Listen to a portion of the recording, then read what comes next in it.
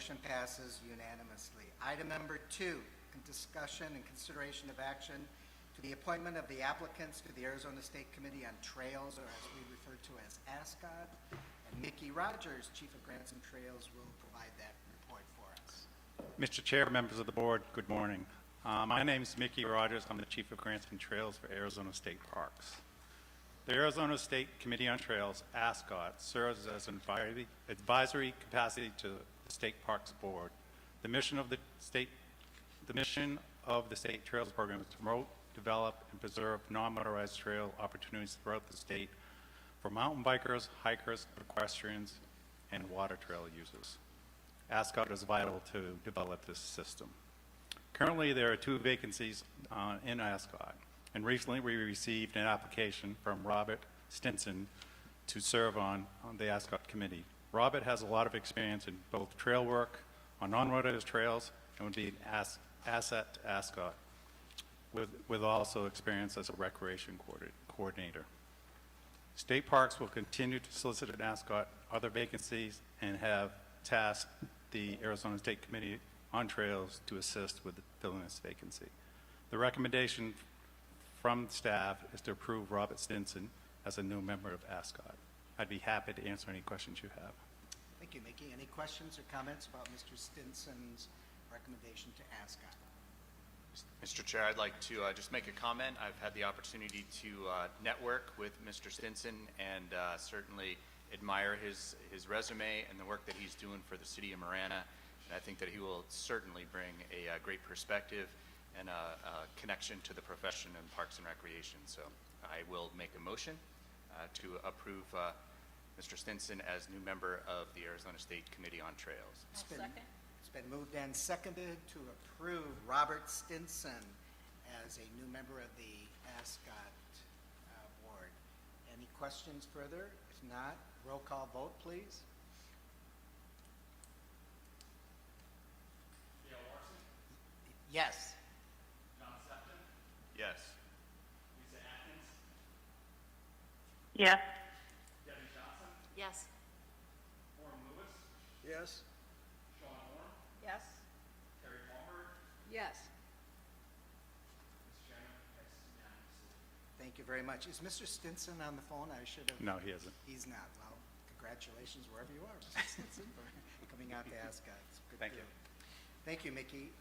Item number 3, discussion and consideration of action to approve funding for the July 2019 motorized grant applications. And Matt, you're up on board.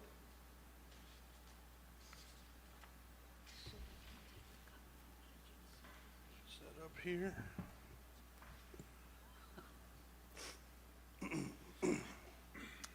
Good morning, Mr. Chair, members of the board. For the motorized grant applications, we had 2 applications. One from Natural Restorations for a request of $285,280, and one for the town of Quartzsite for $463,269. The town of Quartzsite is requesting to develop a staging area for their off-highway vehicle community, and the Natural Restorations is requesting funding to continue their work in providing trail cleanups throughout the state. Staff, the Off-Highway Vehicle Advisory Group, and AORC had concerns related to both projects that were addressed. For the town of Quartzsite, there were concerns related to use that might impact state trust land. So we're, as Arizona State Parks, are working with the Peace Trail, state lands, and other land managing agencies to develop a working group related to the Peace Trail and off-highway use as it relates to state trust land. So that's a continued process. And with the Natural Restorations Project, there were concerns on repeat areas that we've seen them apply for funding to clean up several areas over and over again, as well as salary concerns. So it was expressed that we'd like to see if they come forth with another grant in the future, that they're either visiting new areas and that their salaries are being supplemented by other funds aside from the off-highway vehicle community. There have been concerns related to their work with BLM as it relates to trigger trash. Unfortunately, with trigger trash, it's considered hazardous material, so they're trying to work with the BLM on that to figure out ways that they can help work with the BLM. But right now, they have a lot of partnerships with state land and the U.S. Forest Service, and they are one of our best applicants as far as the timeliness of submitting reports and accurate reporting. And so the Game and Fish Director expressed that he was willing to assist Natural Restorations in bridging that gap with BLM and helping foster that relationship. At the AORC meeting that was brought up, so both OFAG and AORC recommended to fully fund both projects, and I'm happy to answer any questions related to either one of those. Okay, thank you, Matt. Any questions on either one of the two grants? Mr. Chairman, Yes, Member Lisa Atkins. thank you very much. I'd like to know the details of the conversation with the State Land Department. I apologize for not having that information at my fingertips. Are these meetings that have already occurred, or these meetings that are being planned? So, Chairman and Commissioner Atkins, the Arizona State Parks and Trails grant team has met with Ruben and I believe his name is Miles from your right-of-way team. We've met with Yuma County, we've met with La Paz County, as well as Mojave County, and we're continuing to work towards creating an ongoing working group for the right-of-way concerns related to the Arizona Peace Trail. Thank you very much. All right, thank you. Any other questions on these two grant requests? Member Orm. Yes, thank you. First of all, I'm delighted to know what the concerns that have already been raised were. That's helpful to me. I just want to say I'm absolutely shocked that $285,000 is requested to clean up what was in 2017 81 tons of trash left by these users. I think this is a tragic use of our open space, and I'm very concerned about it. And I know that we have this decal program, et cetera, and later today, I think we will be discussing how we can supplement some law enforcement agencies, but this is getting out of hand. And, you know, I know we've talked about developing other parks, et cetera, for off-highway use, but somehow we need to build into this permitting process or whatever some accountability on the part of these folks. This is a huge problem for the state and for private landowners as well. You've heard the commissioner speak to the issues that her department deals with. It's bad. Mr. Chair, Member Orm, with the natural restorations, it's my understanding that while these are taking place in off-highway vehicle use areas, it not always is the off-highway vehicle community that's leaving the trash. And I know that they are continuing to work with the land managers to provide additional law enforcement, which is why we have an influx of law enforcement grants. They're looking at issuing citations, putting out cameras to try and catch the violators. So they're continuing to work towards, better means of curbing this bad behavior.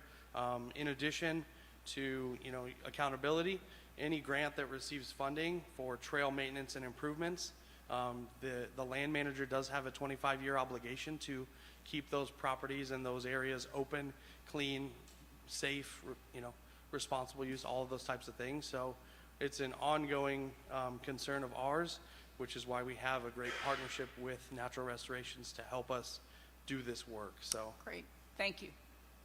Great point. Thank you very much, Board Member Orm. Other comments? Mr. Lewis? Thank you. Orm Lewis, I share Ms. Orm's perspective and point of view. I've never been particularly enthusiastic about moving forward with this park until the State Land Department totally buys in with stipulations that will protect their interest first, rather than perhaps a looser ad hoc relationship coming out. I'm still concerned about the proximity of it to the school and the manner in which that is being addressed leaves questionable issues. So if this is going to move into a motion, I will be unable to support it today. Yeah, I just want to make sure that we're clear on the issue of these two grants related to it, what I think you're raising, Board Member Lewis. So you want to clarify? yeah, that? Mr. Chair, Mr. Lewis, the courtside project is a separate project from the proposed Bouse staging area. This courtside project is in the town of Quartzsite. The proposed staging area in Bouse is in the town of Bouse, which is on the way to Parker. So they're two separate projects, not tied to one another. I don't know if that helps clarify. Sure, thank you. Appreciate that very much. Thank you.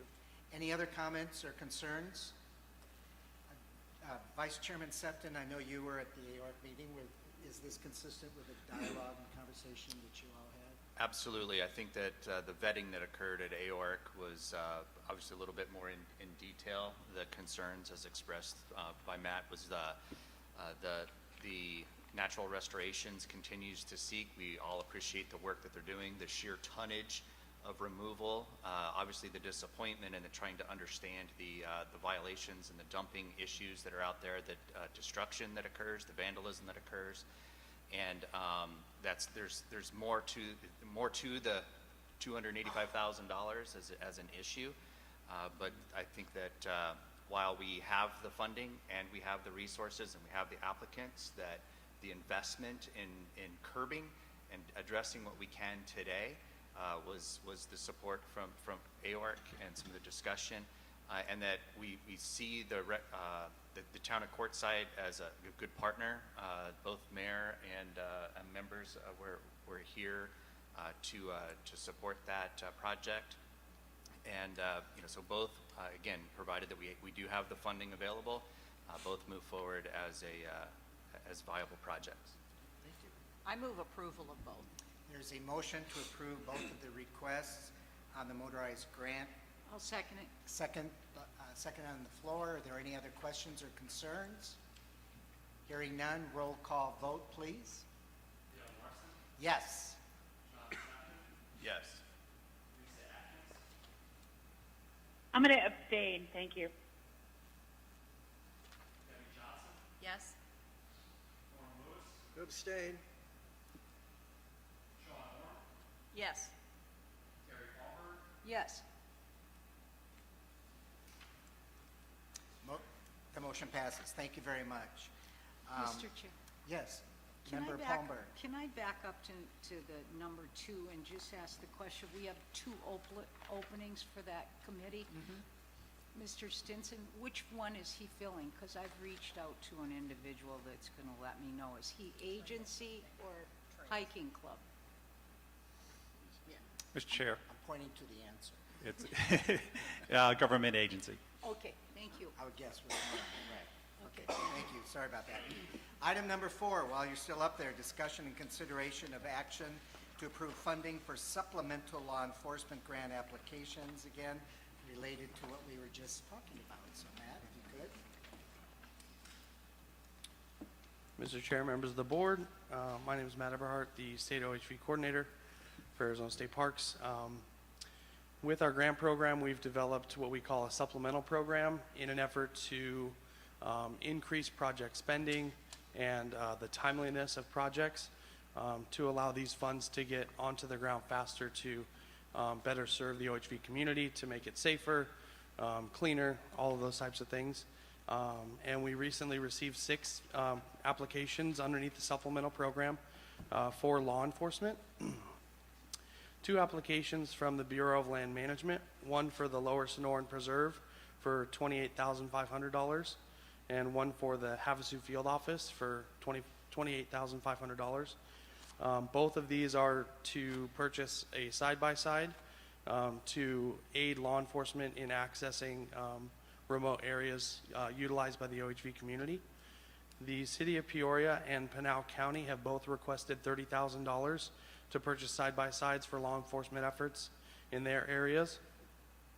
The Tonto National Forest is requesting funds for the Globe and Cave Creek Ranger Districts, and are both requesting $29,979 for seasonal law enforcement officers and overtime for current staff.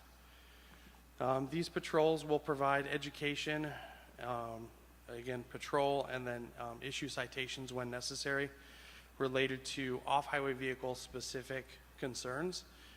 It was brought up by OFHAG and AORC that we didn't want to see the Forest Service enforcing travel management planning related issues, and they wanted to keep it specifically to OHV related concerns such as spark arresters, OHV decals, excessive speed, DUIs, those types of things.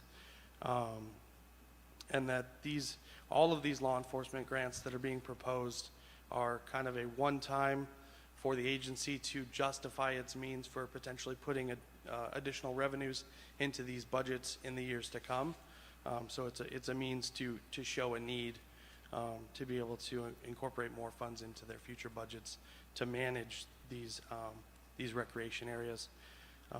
Again, the Arizona Game and Fish Department being the primary agency responsible for off-highway vehicle law enforcement has expressed concern in wanting to partner with any of these applicants related to OHV enforcement, whether it be to provide additional training, information, materials, and then just generally partnering to receive the citation information that's happening related to these projects so that they can better market their information for education and safety as it relates to OHV violations.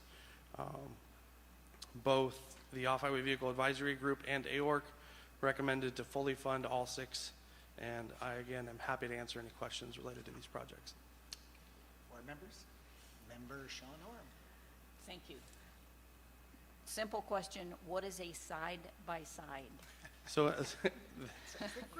in the state of Arizona, we have what's an umbrella term, which is called an off-highway vehicle. And within that, you have 4x4 vehicles, which would be like your Jeeps or That I get. 4Runners. A side-by-side would be a steering wheel driven 2 to 4 passenger vehicle that allows you to go out and ride. And then you have ATVs, which is a sit-on, kind of like and then dirt bikes. So. Okay, thank you very much. You bet. And it's the law enforcement folks that want the side-by-side. Mr. Chair, correct, yes. The law enforcement agencies are requesting these, and they'll be outfitted as such. They'll be recognized as a law enforcement vehicle by having the lights and the sirens and, all the different decals so that they would be recognizable on the trail as an enforcement vehicle. Other questions and comments about the law enforcement? Move to approve. Well, hang on. Mr. just one- Chairman? let me just hold up. We I need know those guys out there. You're ready to go. Vice Chair John Sefton not only is on AORC, but he's also an employee of the City of Peoria. So as chair, what I would like to do is pull out the City of Peoria Police Department item out of this first motion so that Member Sefton can recuse himself on that one, and then we'll take that one back. I okay? understand completely. So, I'm sorry, Lisa? Mr. Chairman? Yes. Yeah, I want to make a statement before we vote. Sure. I'm Sorry. assuming we're under the rules. I'm assuming that we're under the rules of engagement that we don't explain our vote as the vote is going on. So I wanted to tell my colleagues that I remain concerned about using funds that are generated in the state on federal land, irrespective of the amount. This is obviously a very reasonable amount of money I appreciate the fact that you're going to pull Peoria out. I wish we could pull Pinal County out as well. But I have a great deal of heartburn knowing that we have resources that are the responsibility of the state to maintain and enhance their value with no ability of a revenue stream to do so. So our partnership with the land department with state parks is critical. You are all aware of the impact to the landscape as well as the trash. And with all due respect to our federal partners, I just think it's wrong to be using state-generated funds on federal lands. So I will be voting against the motion. Thank you very much. Any other comments, concerns? Yes, Bob. Mr. Chairman and members, thank you for the chance to make a statement too, and think Matt and Mickey will back this up, is we're seeing a growing increase in requests for funds like this. It's either law enforcement, regardless of the agency, if it's city, county, state, or federal agencies, the land management agencies, about enforcing OHV laws, to Member Worm's comments before, it's happening all over. So to enforce OHV use and following the laws and registrations and all that. And then the second is search and rescue requests that are coming, like Matt talked about with side-by-sides to get into these remote areas. As it's a double-edged sword. As you open these areas, now that burden then either falls to Game and Fish Department or the federal agency or the county to respond. And those requests, if I had a crystal ball, will say that this is going to be a heavy request amount. Pretty much every city, county, or federal or state agency is going to start asking for more because it's getting harder and harder and harder, and the use is growing and growing. And so, you know, in talking with our guys, they see this as, instead of creating more trails and more roads, that we're going to start seeing the shift more towards more enforcement and search and rescue emergency response operations. And so I think we'll see if my prediction comes true, but I think that's what we're going to start seeing in the future, really, really heavy. Board Member Palmer. So, a question. It's got to be the wording in the grant request. Do we have the ability to change that in some manner to address these concerns or concerns as a state board we might have? Well, I'll leave that to Matt to answer, but I think as we continue to approve these grants, the word will get out. And now clearly it's in there. There's probably some limitations that Matt can speak more intelligently to, but I think as we start approving these, the word gets out, more agencies, or there may be new and emerging agencies who figure it out and just say, we need to do something. I had a meeting a couple weeks ago with a county that wants exactly this, but missed the grant window. And it wasn't that all of a sudden it's an issue. It's a Forest Service decision to open a new road, and that created a 4-hour response time into this area now. So I think the word gets out, Terry, and I think we're going to start to see a lot more of these, but we may need to look, but Matt can probably answer that. Yeah, Mr. Chair, Member Palmer. Go ahead. Was that me? Mr. Chairman? Yes. Go ahead, Lisa. I suggest that since we know these things are coming up, and I don't think our agency is any different than Parks or Game and Fish, that we know that there's a lot going on and very little coordination with our federal partners, which is another reason why I'm disturbed about using state funds for federal agencies. But there really needs to be some conversation among all of us who have land management responsibilities so that we can head some of this off. There seems to be a very tall brick wall of communications, and maybe the leadership of all of our land management agencies need to sit down, because we get the brunt of all those decisions without ever being informed about what's going on. and it just puts the land department in an awkward position. And I certainly respect and appreciate all the work that's being done by state parks and game and fish, but we usually find out after those decisions are being made instead of as they're going on, so that we can at least contribute to the discussion. I think until we change that operation, and maybe we're just not in the loop at state land, that would be very helpful. I don't see how we continue to fill the gap for federal responsibilities when we have needs for state assets on our own. Okay, thank you. Good point. And I would just echo a little bit that feeling, and maybe direct a question to both Bob and to Matt. So these grant requests, assuming if there is going to be approval, these grant requests go through, are there any evaluation assessment instruments in place to determine the effectiveness in terms of metrics to see is this working, is this not working? Is there some way of reporting back to determine that this kind of supplemental funds is actually helping the environment? And that doesn't take away at all what Board Member Atkins talked about in terms of increased coordination among the various land management agencies. 100% for that, and I think that's something that we can help initiate that as a separate conversation. But is there a way to, in a given year, come back every year and be able to tell us, is it getting worse? Is it getting better? Is there any value in this investment that we're talking about?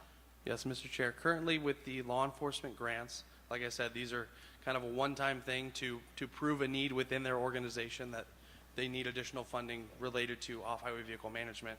But within the grant system itself, we require bi-monthly reporting for all law enforcement grants. They have to report the number of patrol hours, the number and type of citations. So those are allowing us to take a look at what's happening out on the trail, where are folks riding, what incidences are taking place, whether it's drinking and driving or rogue trail building, whatever it is. These grants allow us an opportunity to take a snapshot look at what is actually happening on the ground. And again, with Game and Fish and state lands, if we were all able to continue to work together, I think we can get a better high-level view of what's actually happening on the ground.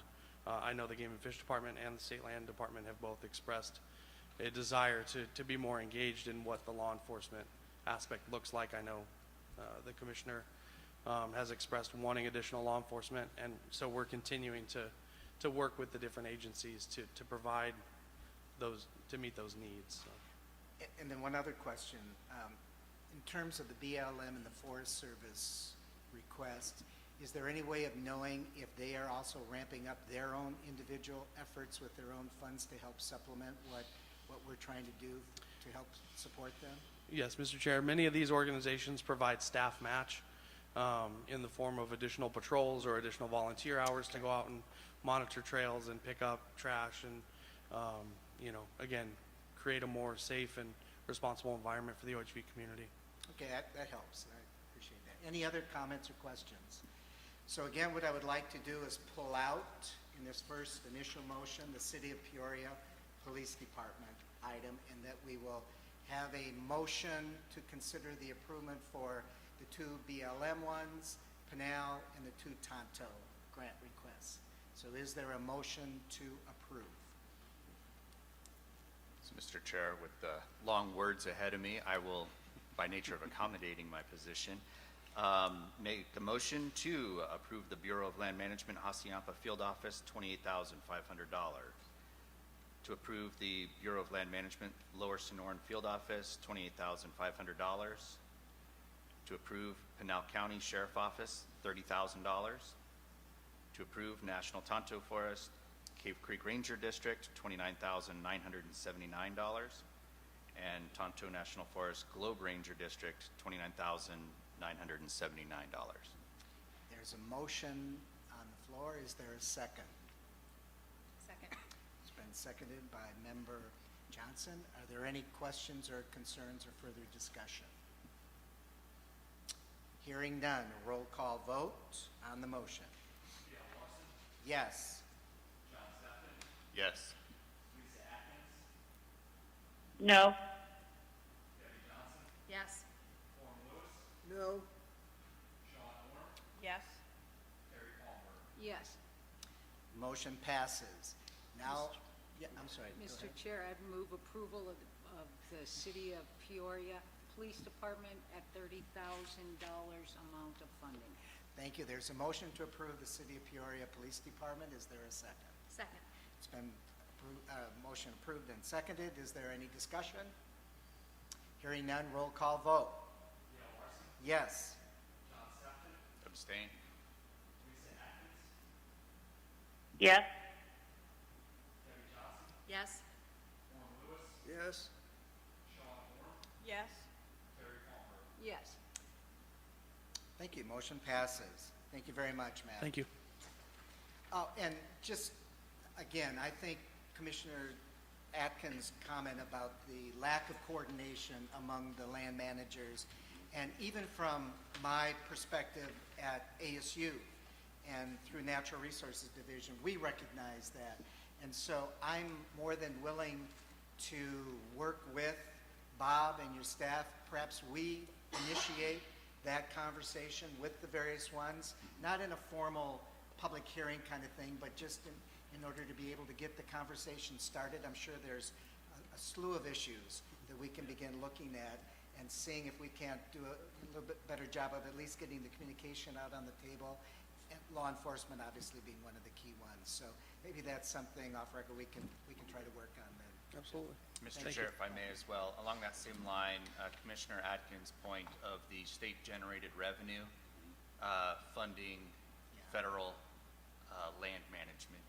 So I think that is a really insightful thought, and that while the grants have expiration period, or the funding may have expiration periods, that as a board we can consider some of the future ramifications in funding what should be federal or land ownership, where it's a principle, right? It's a funding principle as much as it is a coordination effort. So, thank you. Thank you. Thank you. Very much, Matt. All right, we have a handful of informational items. First of all, the Arizona Peace Trails Program update. Mr. Chair, members of the board, again, I'm Mickey Rogers. The Arizona Peace Trails propose a motorized route through Yuma, Mojave, and La Paz County. The master plan for the Peace Trail was completed in 2018 with a grant funded by the OHV program. A grant was awarded to the Arizona Peace Trail, Inc.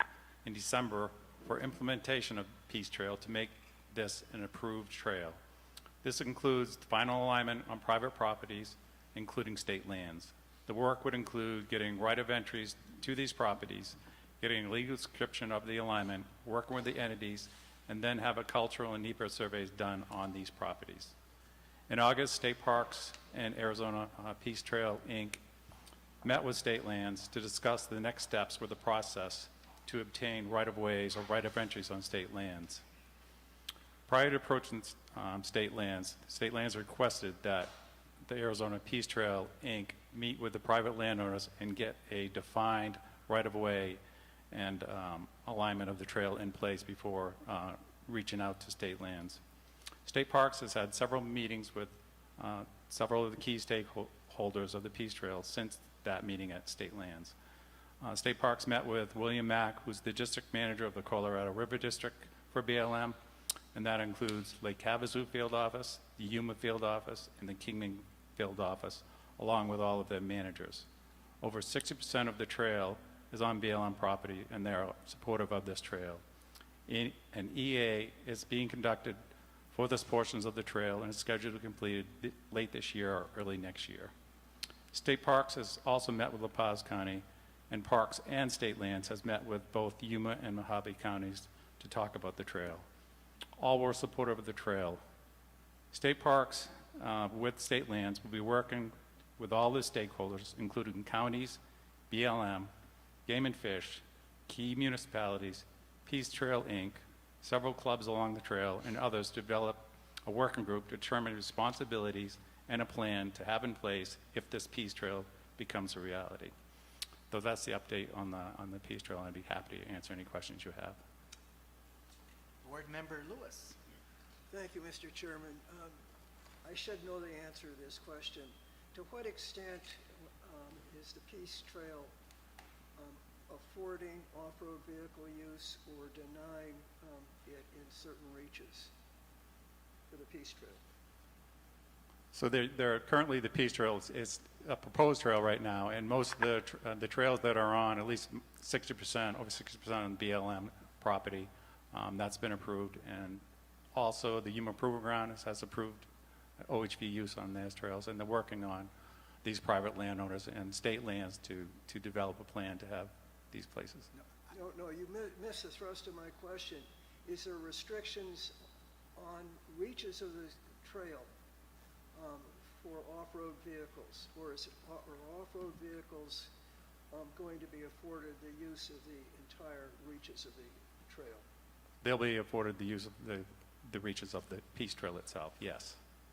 So there isn't any limitation or any restrictions in terms of vehicles going on it, it's multiple use? Yes, it's multiple use. Other thoughts, comments, questions?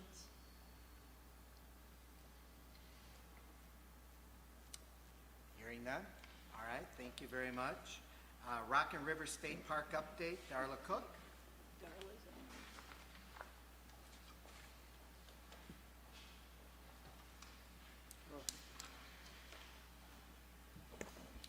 Mr. Chairman and board members, I'm Darla Cook, Deputy Director of Development and Operations for the state parks. I'm going to give you an update on Rock and River State Park.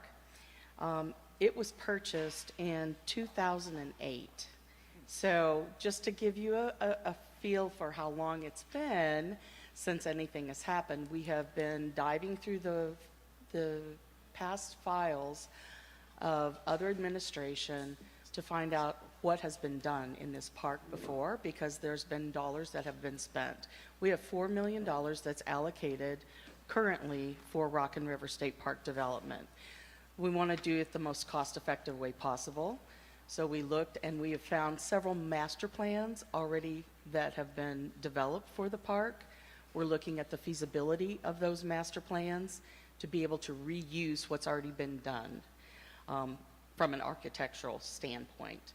But for the $4 million that we have for the phase 1 of the development of the park, we've had meetings with the town of Camp Verde.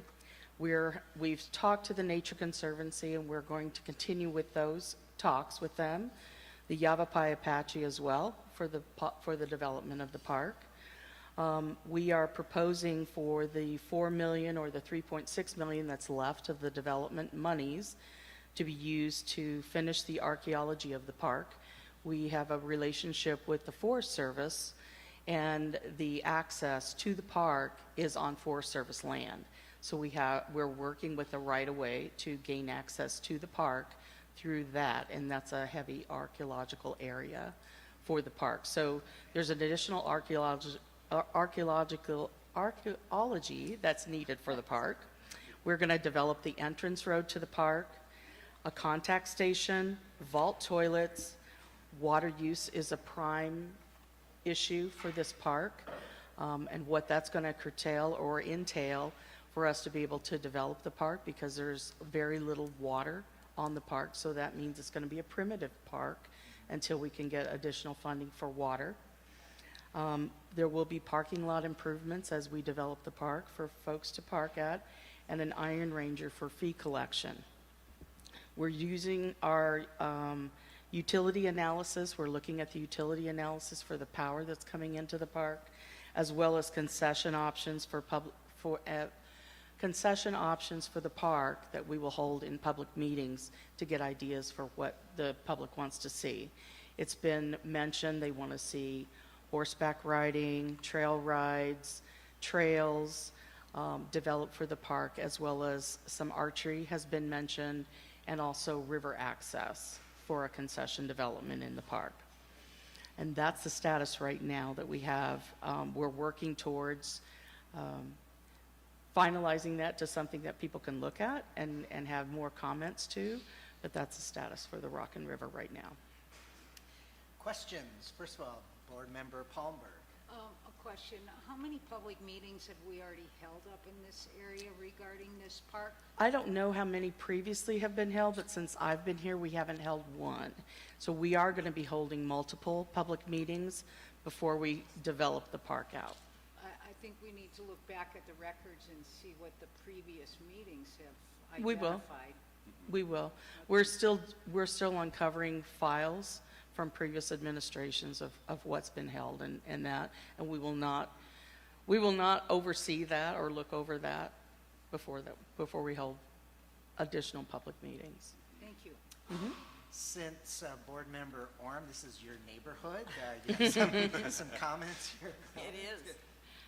Well, I attended at least 2 of those public meetings that were held in Camp Verde. And I think I may have missed one. So I think you may find records for 3 meetings. Okay. At least. My question to you was going to be timeline associated. Do you have a timeline for the development of the things that you Within the mentioned? next few months, I'll have a better timeline, but we're trying to get the park open for primitive use, day use, as quickly as possible. So I would say on a long-term basis, by the summer of '21, hopefully sooner than that. Thank you. And we just got confirmation that you're right on the 3, so then the 3 plus whatever is to come. So, Bob? Yep. Mr. Chairman, thank you. In addition to, I think, Member Palmberg's question is, we're going to have those public meetings again, but there's been a lot of other one-on-one meetings with some key players in that area, conservation organizations, cities, county members, others that really wanted sort of they wouldn't come out and say that, but I expressed a reset, that we can reset what Darla was going at, instead of what was proposed prior was a very big plan. It got balled up in a lot of issues, archaeological, water rights issues, there's tribal issues, there's a whole laundry list. And then, so what we did was really just brought this to a very basics of, in our appropriation within that time frame, what do we get? And essentially that has to be open. Let's open it. And what is it we need? And that's what Darla's getting at is, okay, is it potable water? Is it all those other things? So we haven't necessarily had public meetings, but we really have gone out and met with a lot of those organizations to kind of get their feedback on why the angst and why was everybody concerned before. And now, okay, now we need to kind of reset and see what we can do, whether it's an incremental stage or not. And then you remember there's a lot of the landowners that are around that area, right or wrong, came out very opposed to that. They're another group that we need to reach out. Yeah. So if we did a couple of trips up there, we've cleaned that place up incredibly well. The potential on that property is phenomenal for what we could be doing as a primitive-based events kind of a place. So as we've been meeting weekly with Darla and her group, and we're going to nail this down, and we want to bring this plan back to you all. Maybe have some meetings up there with you so you all can see it, see what we're talking about. It's fantastic, and but we want to make sure you guys buy off on that plan. Then as we roll this out to the public, we've got a bunch of meetings that we need to do. Just make sure people are comfortable where we're going, and that we do what we say we're going to do. And that the appropriation clock is ticking very loudly in my ear, in Tim's ear, and Darla's ear, that we need to go. We need to spend the money. We got to, but let's do what's right. Let's do what's appropriate. But also that you all, as the board, have a buy-in on what's going on, and that you know what's going on, because you live in that community. You get questions, I'm sure, daily. So that's really what our goal is. I think we can assess those baseline conditions, and then we can come back to you, I think, with a plan and see what you guys think, and make tweaks if we need to. Just a couple of questions. You mentioned you're at about, what, 3.6 million, that 400,000 has been spent to date? Yes, that was done in Plymouth prior to last year. That was done for archaeology So on the park.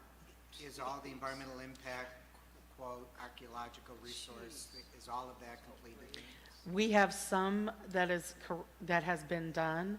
It is not bought off yet by the Forest Service because it has to be done for the right-of-way access into the park. And that single lane road that is right now needs to be widened. That's an issue.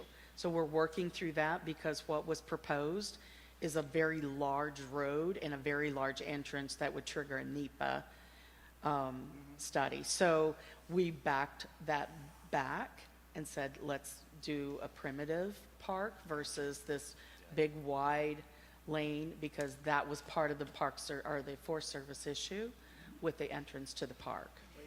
Is this Coconino or Tonto? No, it is Tonto, yeah. Or Prescott, I'm sorry. No, it's, yeah, Prescott and Tonto's on the other side of the river. Thank you. I get my Forest Service lines. Yeah. But we've got additional meetings with them to work through the agreement for the right-of-way to come in, and so their level of agreement has come down to where we can all talk. Well, and I think the baseline is that it was 4, now it's 3.6. How much more of that's going to be shaved off? We hope not. Before you really talk about developing the park. And that's exactly why we're trying to do this the most efficient way possible, is to see what all, there's been plans done for wastewater treatment out of that 4 million. So we've already paid for that. So there's other things that have been done prior that we're going to revamp and reuse those plans as we move forward. Certainly these meetings to come, I think that's the information that everyone wants to know is Sure. what's been spent for what purposes and what's left. And we will provide a full accounting of that. Yes. Bob? Mr. Chairman, thanks again for recognizing me. And Darla hit on something very key. That road was the trigger for whether we were going to spend tens of millions of dollars because when it's a Forest Service road, and Darla mentioned the archaeological potential. So the original plan was RV sites and a whole bunch of other amenities. When you widen that road, you trigger potential archaeological impacts, which then triggered a NEPA document. And our first meeting with the Forest Service was, you're going to pay for not just the survey, you're going to pay for core sampling. You will be into archaeological investigation for several years. That will then trigger a NEPA document that will be several years. We heard, quote, I think 7 to 8 years to get this document done. Oh, and by the way, State Parks, you're going to pay for it. And you're going to pay for the staff, the time, the public meetings. You're going to pay all these things. So if you think about the original plan, the agency was on its marching orders down that road, and it caused a lot of consternation. So I think this is where we're right setting the request with the timeline was $4 million wouldn't even get us the archaeological. And so what we wanted to do is go, well, what if we don't expand the road? What if we go a different route? Forest Service came way down and said, then we'll issue you a right-of-way tomorrow, and you can go ahead if we need to widen that road. So that's, I think if you want to, a lot of people ask you, well, why the delay? Because that was the mountain of it, Mount Everest that we had to climb to get this park to an open under that original design. If we scale back the design, like Darla said, now we got something a little more reasonable. So that's really what's been holding up this park and getting this thing open. I was floored in that Forest Service meeting about what it was going to take. Honestly, realistically, about 10 years it would have taken, starting today, to get this thing open. And so I think we avoided a lot of that. Now it's, I think, what Member Orm was saying is get out to the public, let's eat this plan, and let's go. So that, we kind of backed up to the fork and we went this way now. And I think what we've already done with plans and drawings and things we're going to use and help us inform the next steps in that process. So, Member Lewis. Well, thank you, Mr. Chairman. I'm behind the 8 ball in the curve on this. We haven't spoken as to the use limitations that we're tentatively looking at. Because as most people know, I'm less than enthusiastic to any off-road vehicles. I want peace and quiet and people to enjoy the beauty. So where do we stand philosophically on the target uses? The target usage is not for off-road vehicles in this park. There is 200 acres, I said, 209.4. what are the uses? Right now, we're looking at primitive day use for it. So it'd be river access, there's trails. We've talked to the Forest Service about having permits for trail rides into the Forest Service land that surround that area, archery. There's almost a working ranch that's there with large meadows. So there could be events, day use events held in that area. We're talking with the city of Camp Verde for the river access, so there's a potential for a concession to have floats come down the river for that type of thing and then access the park back through that way. I ask you a specific question. Do you have any contemplation in mind that it will afford the use of off-road vehicles? No. Well, I hope you state that. Yes. Right. Thank you.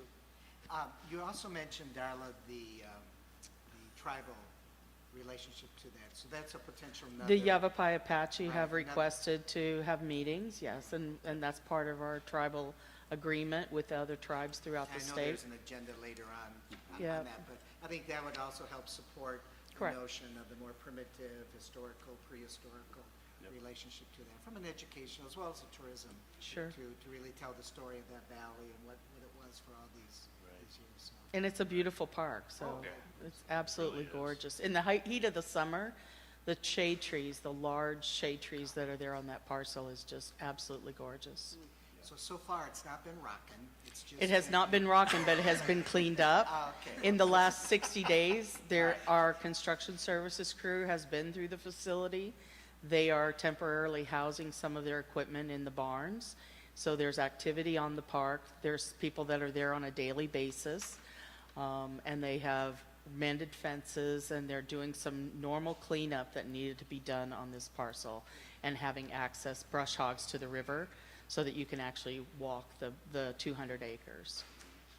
We'll hold up for the rocking part for A little bit later. All right. Any other comments or questions? This has been very helpful. Thank you. I think we appreciate it and look forward to it. Yes. One quick question on that. With all the original grant plan, there must have probably been at some point an ongoing operational discussion from a budgeting standpoint. Do we still have staff reporting to that location? Is there, obviously there's an operational impact as we start to open, primitive or not. There is, and as you well know, I mean, if it's day use versus overnight use, we had an individual that would do, I think, 1 day a week. 1 day a week. That shared her time between there and Jerome, I believe, and she's since resigned and moved on. Oh, really?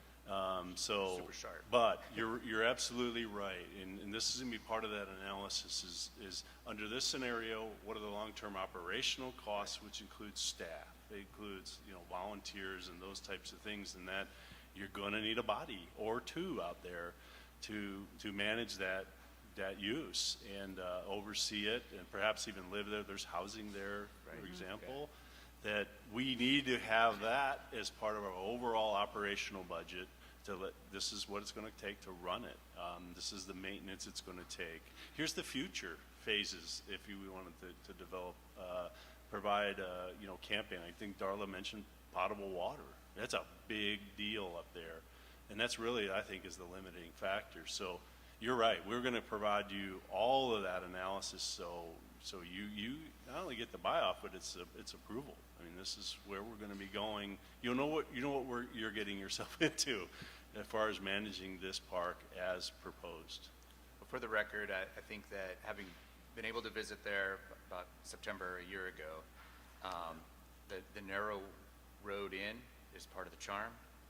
And that is something that from a historical standpoint, a environmental or regional impact, that the primitive use, our very articulate connection to nature, and the shade trees and the historic buildings and what was, and that connection, the ability to connect to that, and even the building and the little event area could be absolutely very, very special. And that going big with 6-lane highways in and things like that. I think we can demonstrate the other parks that have that. So when we think about this one in particular, the connection to the Nature Conservancy, the city, and other areas, I'm happy to hear that we've got a reset on this and that we're building and focusing on relationship with those that are around, the relationship with nature. So thank you. That's exactly right. Yeah, very good. Yes. One more comment. Sure. I'm hoping that you have accurate records from those public meetings. The sleepy little town of Camp Verde turned out in force for those meetings. So I'm hoping that you can avail yourselves of their comments and their concerns, many of which surrounded the road, but their concerns and their activism, it was really a sight to behold. And so knowing what you're getting into when you go in will help. Absolutely. And I personally would love to know when those meetings are happening, so that I can be there. Sure. Love to have you. Great. Thank you. Thank you. Thank you. Any other comments? Darla, while you're up there, let's go ahead and the next informational item with the cabins agreement. We have Cavco cabins that were purchased in 2018 and 2017, I believe. There are currently 26 Cavco cabins that have been purchased. The 13 cabins at Lake Havasu, and the picture that you just saw was from Lake Havasu.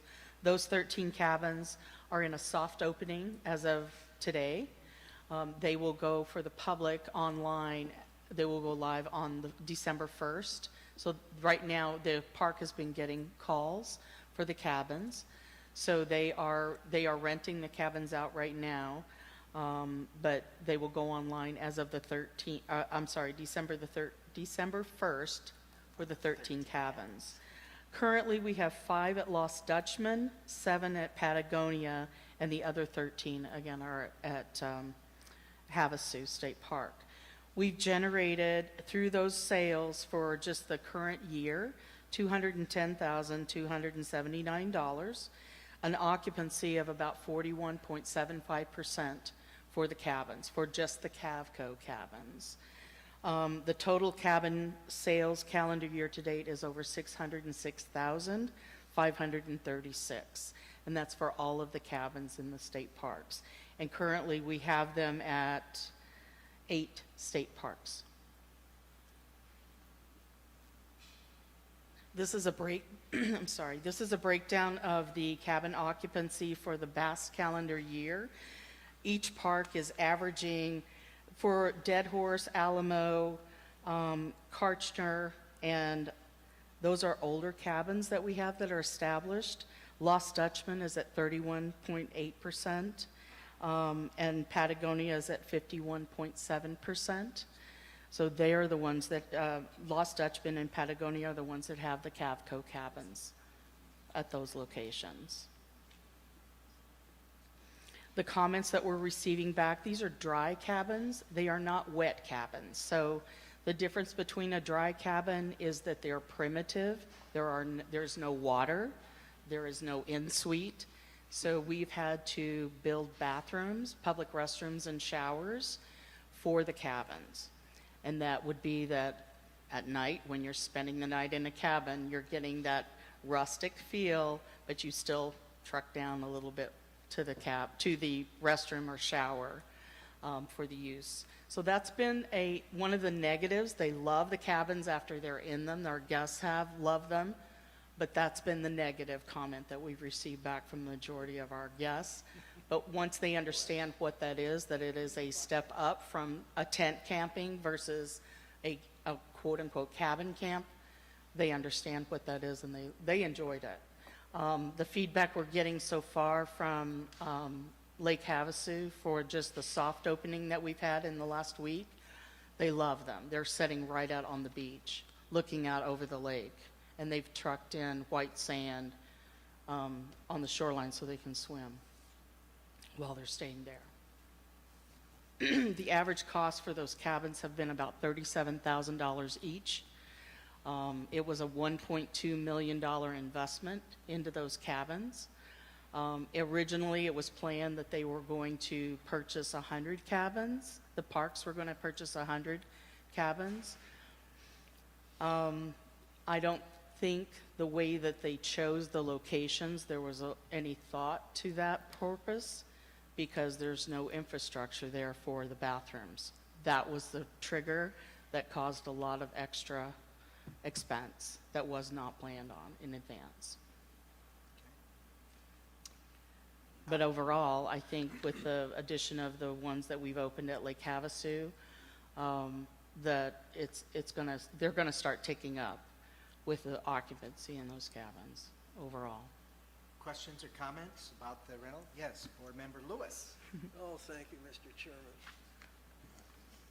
The notion of cabins, I think, is marvelous, but maybe I'm too sensitive to the environment. The architecture, ostensible architecture of the cabins is less than inviting, the classic cabins you find in national parks, there's a romance to them. And I would suggest that perhaps a bit of landscaping would be tied into the cabin setting. I realize that's a lot to ask for, because how is it, are we talking about what size trees or vegetation, but it could be warmer and more friendly. And I think it enhances just the love of the land and the experience rather than just the functionality. Okay. Other comments? Yes. It's a great point. Vice Chairman. Thank you, Darla, for this. I actually had the opportunity a couple weeks ago to be in a cabin at Dead Horse Ranch, and one of the older ones, it was the deer cabin. So my wife was very excited to take a picture of Deer and John, Deer John picture. But it was absolutely the primitiveness, but I think it was one of those that while I love my tent that's on the back of my truck, my wife does not. So there's an opportunity for us to connect to a state park, and kind of one of those family opportunities. And the fire ring, the bathrooms were great. The staff were doing a wonderful job. I was relatively incognito while there, but really enjoyed the experience and the opportunity, and look forward to getting out to Havasu as well. From an operations standpoint, realizing that it's not a campground that might be fixed with a douse of a bucket of water and a rake. I think that the cabin was well apportioned with a broom, and I was the very last one to do a really good job sweeping and putting things back. But I would assume that not all users are going to take a level of responsibility. Are staff having to spend a lot of time in the turnover or the fix-up? There's not a lot of turn in that respect. They do charge additional funds if there are damages to the cabin, by the way that they're taking reservations. So from my understanding, from an operational standpoint, they have the foam mattresses that are the vinyl. They're easily cleaned. From from the hotel world versus the tent world or the camping world, these should be easily cleaned in 30 minutes. So it's not like it's a long term. That's, even if it's extra dirty, 30 minutes should be plenty of time, just because they are dry cabins. There's not a kitchenette in them or a bathroom. And so the funding then on the front end, getting the credit card, reservations are not given, that you've got a pretty good solid financial hold on a user that does abuse in that Correct. circumstance. They plan for them primarily. There's not a lot of people that are going to go, hey, let's go camping tonight and stay in a campsite like this. They may upgrade to that versus just a regular tent site, to decide whether they want to do that or not. And as such, for the cabins that we have at Lake Havasu, we've cordoned off a couple of dates for Louis and the family campouts to give those folks a try. Yeah. Because I think it's an introduction to camping. Somebody that's never been camping before, this is a way to get them used to camping versus here's your tent, here's this. At least they're up off the ground. They're still in bags. They bring their own bags. They bring their own food. There's decks on these cabins. There's ramps on these cabins. So they are user-friendly. And the ones at Havasu have 2 solar air conditioners that are in the cabin. So it doesn't cost us for utilities for those solar air conditioners that are in there. We had response for the first ones that were not cooling adequately for the one in the back of the cabin. These are less than 300 square feet cabins, and they sleep 6. So there's 2 sets of bunks and then a double in the back. So then, as far as the Cavco agreement, State Parks is out of that agreement. We've made our purchase. We have not, this is a time agreement. It's over 10 years. We are making payments to that effect. So the amount of what is being spent, it was a $1.2 million purchase, meaning not just through Cavco, but also for the infrastructure for these cabins to go in. We are making, oh, I take that back. It was 1.2 million. 173,000 was the down payment that we made with them. They moved them, they skirted them, they built the decks on them. So they were averaging about $37,000 a piece. And then we have a revenue split with them. So we split the revenue with them once they're in service. And we make an annual payment over 10 years to pay that down. Okay, but as far as the remaining of the 100 that was the part of the original, We do not have to Do not purchase have to any move more forward. than what Right. we've already purchased at this It is point. not the intention to, It'd be my recommendation not Okay. to purchase any further of this type of cabin without taking that into consideration and actually doing a feasibility study to see that we need them in certain places and what those amenities would look like. excellent, I support that, thank you. Just a couple quick questions. The revenue stream, does that take care of the payments that you're making annually to them? I don't know if we're to that point yet with these new cabins. I doubt it at this point. With the Havasu cabins, I think they will make up that difference quickly. Because they're at Lost Dutchman and Patagonia. Patagonia is getting up there in their occupancy. Right. But Lost Dutchman hasn't kicked in yet for their occupancy yet. The 600,000 plus that's year-to-date, how does that compare to previous years? Are you on, We're above just because we've added cabins, and there hadn't been cabins added for like 15 years. budgetarily, are you consistent with what you had projected then for this current fiscal I year? don't know what was the projection based on the occupants that we currently had, because these cabins at Havasu, we delayed opening them. We wanted them open for the summertime, but there were some issues with ADA accessibility as well as smoke alarms and audible and physical detectors in the cabins that did not meet the requirements that I needed to make sure they had. So that's the delay in that. So I don't know if we're on the same track, but I can definitely look Okay, to see that. And then last question with Dutchman, with the summer fires that were so horrible, did that affect then the fact Yeah, that- occupancy in the park, definitely. The attrition in that for the fires was part of that. Because you were closed down, I assume, for most of Correct. that period of time. Okay. All right, any other questions or comments? Thank you very much. Thank you. Excellent report, really appreciate it. So, Darla introduced Louis by matter of the family campout. So we have the pleasure of having Louis, the family campout coordinator, to give us a brief presentation of what's really a wonderful service that the agency does provide. So go ahead. Good morning, Mr. Chair, members of the board. My name is Louis Jers, more infamously known as Louis. So thank you for the time this morning to be able to have me share with you another program that Arizona State Parks has within its arsenal. If you have any questions, I'm not the formal guy, as the jittery in my voice. If you have any interest in what I'm talking about along the way, please ask questions. So I probably should have a picture of kids and families having fun, but this group is the driving force of what we do. I have a group of volunteers that are an absolute powerhouse, give me ideas, work like crazy, so I wanted to give them a lot of kudos first. So Moving on, the history of the campout. We started the campout program with an AmeriCorps grant.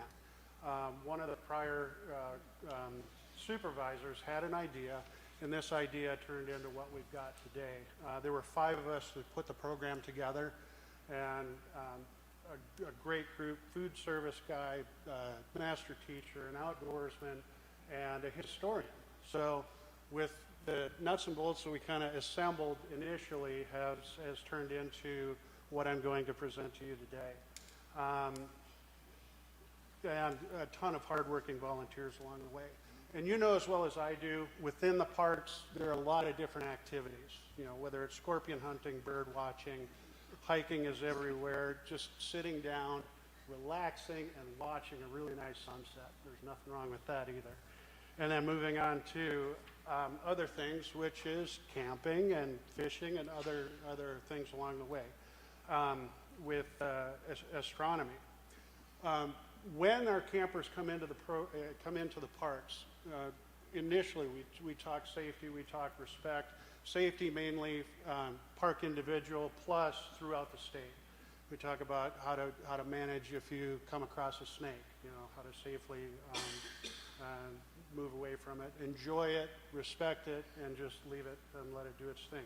Whether we also have the kids start fires on their own with flint and steel, and teach them also how not to burn down Arizona, which is very important. So with that, I'll talk about a little bit more of safety and respect as we go through some of the units. With the units that we teach, I already mentioned how we teach kids and the families how to respect the wildlife that are in our parks, in their backyards, and as we go through. One of the components is, you know, I mentioned the snakes. You know, if you have, I tell the families, if you have snakes in your backyard, if you're backed up to a preserve, don't just kill them just to kill them, because they are super important in our habitats in Arizona. So we have a scorpion unit that we do, and I'm going to tell you a real quick story.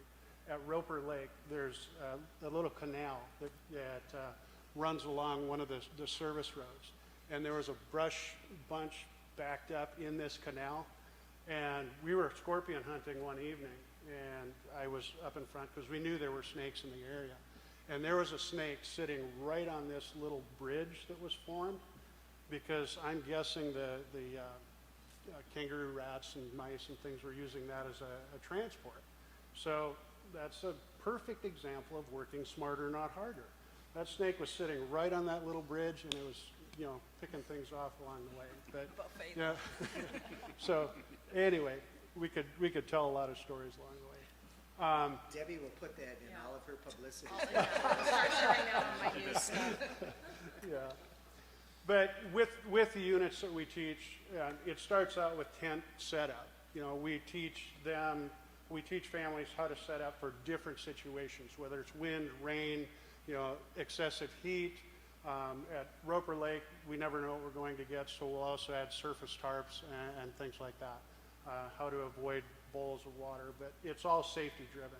Mainly, never set your tent up in a wash. So, you know, and I tell the parents, you know, we teach safety start to finish, but it's not a formal situation. You know, it's practical application. So I'll talk about it when we set up tents. Then when we go on our hike, we'll look for those keys that tell you this is a wash, you know, whether it's the pea gravel, very round sand, or accumulation at the bottom of a tree, or even a water line. So we talk a lot about that. Other units, fire starting. I've got a perfect situation where I have a 18-year-old long blonde-haired daughter at home, a son with long curly hair. So I gather my dryer lint throughout the year, and we start the fire with dryer lint, you know, and emphasizing hair is a great flammable. So even if you do get stuck out somewhere and you have flint and steel, that's one way to be able to start a fire. Kind of stinky at times, but it works really, really well. So the kids are gathered around the fire. They have their flint and steel. We've talked about those situations, you know, dry grass, overhanging branches, even a root. Never, you know, build your fire on a root because it'll go back to the tree. Anyway, those situations, you know, and I tell them the smartest fire they will ever assemble is the one they don't light, because they have the wherewithal to know this is a potential hazard. I may start a fire like what we've had in this last fire season. So very, very important. But it's fun to watch those kids around the fire with their flint, with their steel, and with their dryer lint. They can't get enough dryer lint. They're trying to hoard it all. So I have to kind of hold on to the bag. Anyway, but once they get it, you know, everybody's yelling fire, and then we light the fire with the success of one of our campers. And then we try and, you know, get everyone to light dryer lint on fire as well.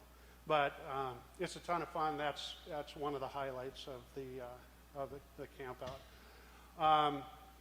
Just some of the other units that we do. We shoot archery. We've tubed the Colorado River. We teach kayaking, safety along the way, how to fit a life jacket, what to do if you go in the water, explain the sensation. Even before we get in the water, I'll have everyone fit a life jacket and get in, you know, have the feel of what the life jacket does even before they get put into that situation, if they do get into that situation. We dissect owl pellets. We talk about bees. We, with every program as well, let's bump to the next one. With every program as well, one of the components of the AmeriCorps program was a service project. And I enjoyed that component so much that we carried it on after year 3 when the AmeriCorps grant ran out and Arizona State Parks took it over. So some of the things that we have done, the last thing we did down at Oracle State Park is we helped the park paint some fences. So, and the kids had a blast. The only thing I would change is bring some old shirts so they wouldn't get covered in paint. We had rubber gloves, but, you know, food for thought for future processes. We've cleaned out weeds at Tonto National Park out of the canal system there. We've improved trails by maintaining the borders, raking, trying to keep them safe. The 30th, we'll be going out into Lost Dutchman State Park and removing some buffalo grass and fountain grass.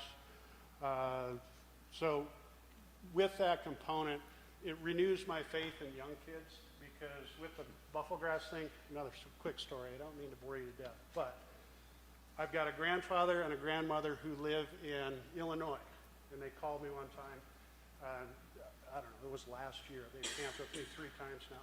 They called me and said, Louis, we've got a grandson in Tucson, can we make this work? And I said, we're gonna make it work. I don't care if I have to empty my garage, we're gonna make this work. So how this leads back to the service project at Lost Dutchman, we've teamed with the Friends of Tonto National Forest, and they bring out you know, explanations, what we're looking for, and a bunch of little pickaxes. So we show kids how to use them safely, look behind you, you know, make sure, you know, you don't whack your toe, things like that. But after this, we were finishing up, and I'm looking at my clock, we need to move on. Hey guys, let's go. No, no, we can't go, there's more over there. And so it's almost hard to drag them off the mountain, which is a good thing. And it's all out of the goodness of their heart. We don't pay them in any way. There's no reward. The reward is, I did this to be able to help the park, and it looks really good. But this young individual of, you know, the grandson, you know what he asked for Christmas? He asked for a pickaxe. So he wanted to go out into the desert and help clean it up a little bit more. So those are did you give him the pickaxe?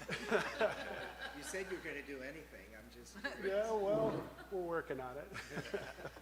But those are some of the stories that I get back that are a whole lot of fun. Louis, you were mentioning before the meeting, where do the campers come from, and kind of a little bit about their demographics in terms of the purpose of who you're really serving here? The majority of the campers actually come from the Phoenix area. No matter where we're camping, the bulk of our campers are coming from Phoenix. We get a lot of registrations from Phoenix, a lot of registrations from Tucson. And where we've really hit a note is with single-parent families. Because those families, you know, they have the intestinal fortitude to say, I really want to do this, but I don't have the gear, and I'm very apprehensive about the safety for my kids.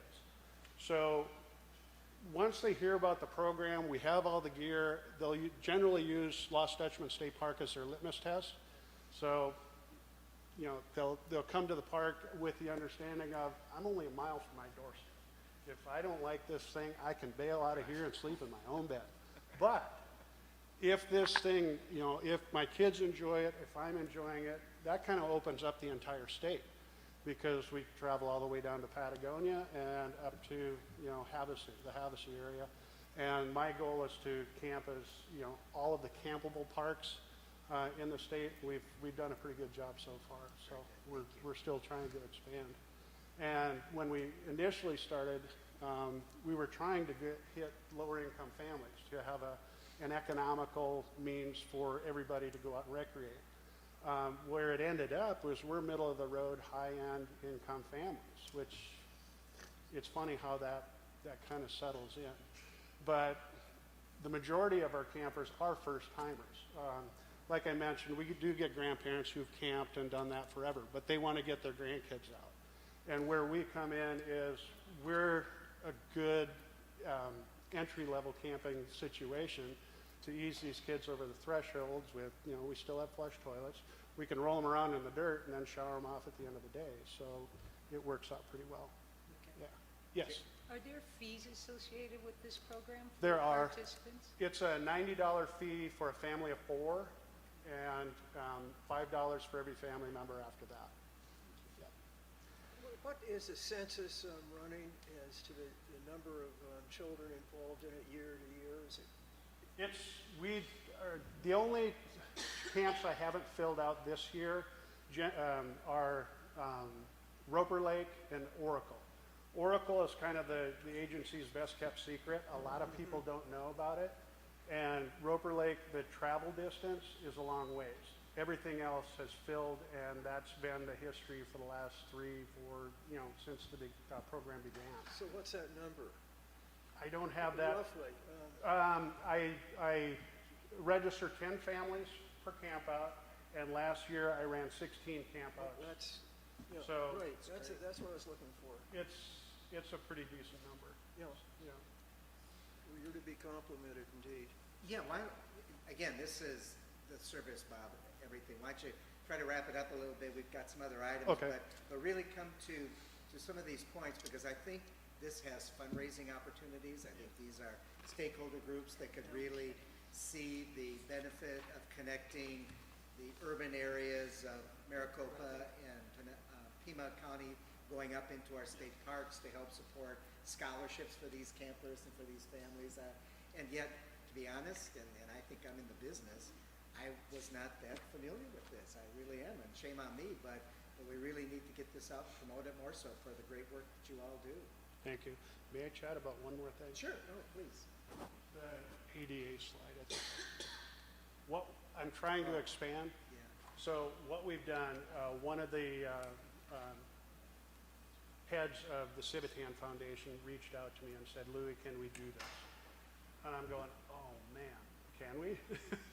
And so I've been working with them for the last year, and this last summer we were able to go up to Camp Civitan, which is a dedicated camp for their campers. And Camp Civitan the Civitan Foundation is a respite for handicapped individuals, whether it's physical or mental. And I'm going to talk about this one gentleman in the wheelchair right here. As to figure out whether we could do this or not, we had 8 of their campers come out to Lost Dutchman. And this little guy's name is Jason, and he's one of my kids. He may be about 30 years old, but they're all my kids. So I was able to get a wheelchair from Ability 360, and he's a quad. He's a quadriplegic. We put him in that chair. We pushed him about halfway up and through Jacob's Crosscut. and you've never heard happier sounds come out of this boy ever. You know, it just, you know, one of those moments. And you could look in his eyes and see that he wanted to communicate. He wanted to talk. He wanted to have that conversation of, I love this, let's do it again. And lo and behold, about 3 days after the Lost Dutchman campout, I get a text in my text stream, and it's Jason. He can text. So we've been having that conversation ever since. So, and then going up to the Civitan Foundation, Camp Civitan, we were able to share that with all of their campers up there. That was their culmination. So, but thank you for your time. Questions or comments from the board, because I think this is not just a fabulous public service, but you mentioned Ability 360. So is that a conduit by which other children, families that have kids that are maybe disabled will be able to take advantage of this? Or was this just sort of by accident? Well, we've had a meeting with Ability, and to be able to cross that threshold, we'll need to add more gear and equipment to our arsenal as well, to be able to accommodate this group. Well, let me know, because we have connections to, a lot of groups are more than willing to help support things of that nature if you need that kind of equipment. Because I would love to do that. And, you know, with doing 16 campouts, there's one of me and a lot of other things to deal with. And, but I love this job. Good for you, Louis. And I really enjoy it. But anyway, thank you. Thank you very much. Louis, one question. You Yes. tapped a little bit on the service projects. Personally, we've had some connections with some hotels, and Debbie will probably recognize the service tourism is a real burgeoning opportunity within the state. I think that a lot of folks are looking to do something with meaning with their families. Just from a economic standpoint, while the $90 is a covering cost, maybe, right? But that's not the intention. But you know, just as an idea, with your enthusiasm and what you've learned over the past several years, that the concept of a revenue-producing service tourism, tourist attraction type of a program along this line. For years, I've had the vision of advertising in Germany just for the week-long camp in Arizona, because of my understanding that a lot of the Germans just want to see a cactus. And to be able to give an experiential aspect that you've already created with the curriculum and the different tools that we have, that could be a very real and tangible revenue producer. And I think that's something that as a state, we want to start focusing on both with all of our organizations in the recreation realm. And I haven't thought about that, but thinking forward, we've thought about also like individual hikes, you know, do like a day hike, go out, hike out into the national forest, come back, and then camp with that group, or doing, you know, camp or hike out, camp, you know, and then hike back. But I like that idea. Thanks for sharing. Louis, thank you, and thank you for your service and your volunteers and all the groups that are with that. It's just an outstanding Thank you. You're welcome. presentation. Thank you, guys. Thank you. All right, yes. Item 9A, update on submission of the board's 5-year regulatory report to the Governor's Review Council, and I think we have Michaela to come with this. So Yes, good, Chairman. Good to see you again before the legislative session starts. What is that? Thank you for your time today. With your packet, you should have received 2 things in the back of it, and that would be this nice flow chart produced by the Governor's Regulatory Review Council, and the 5-year review report itself. And so just to start things off and make sure we're all on the same page this morning, I was going to use a little bit of analogy. And it's probably really bad, but just bear with me. So we're in a bay.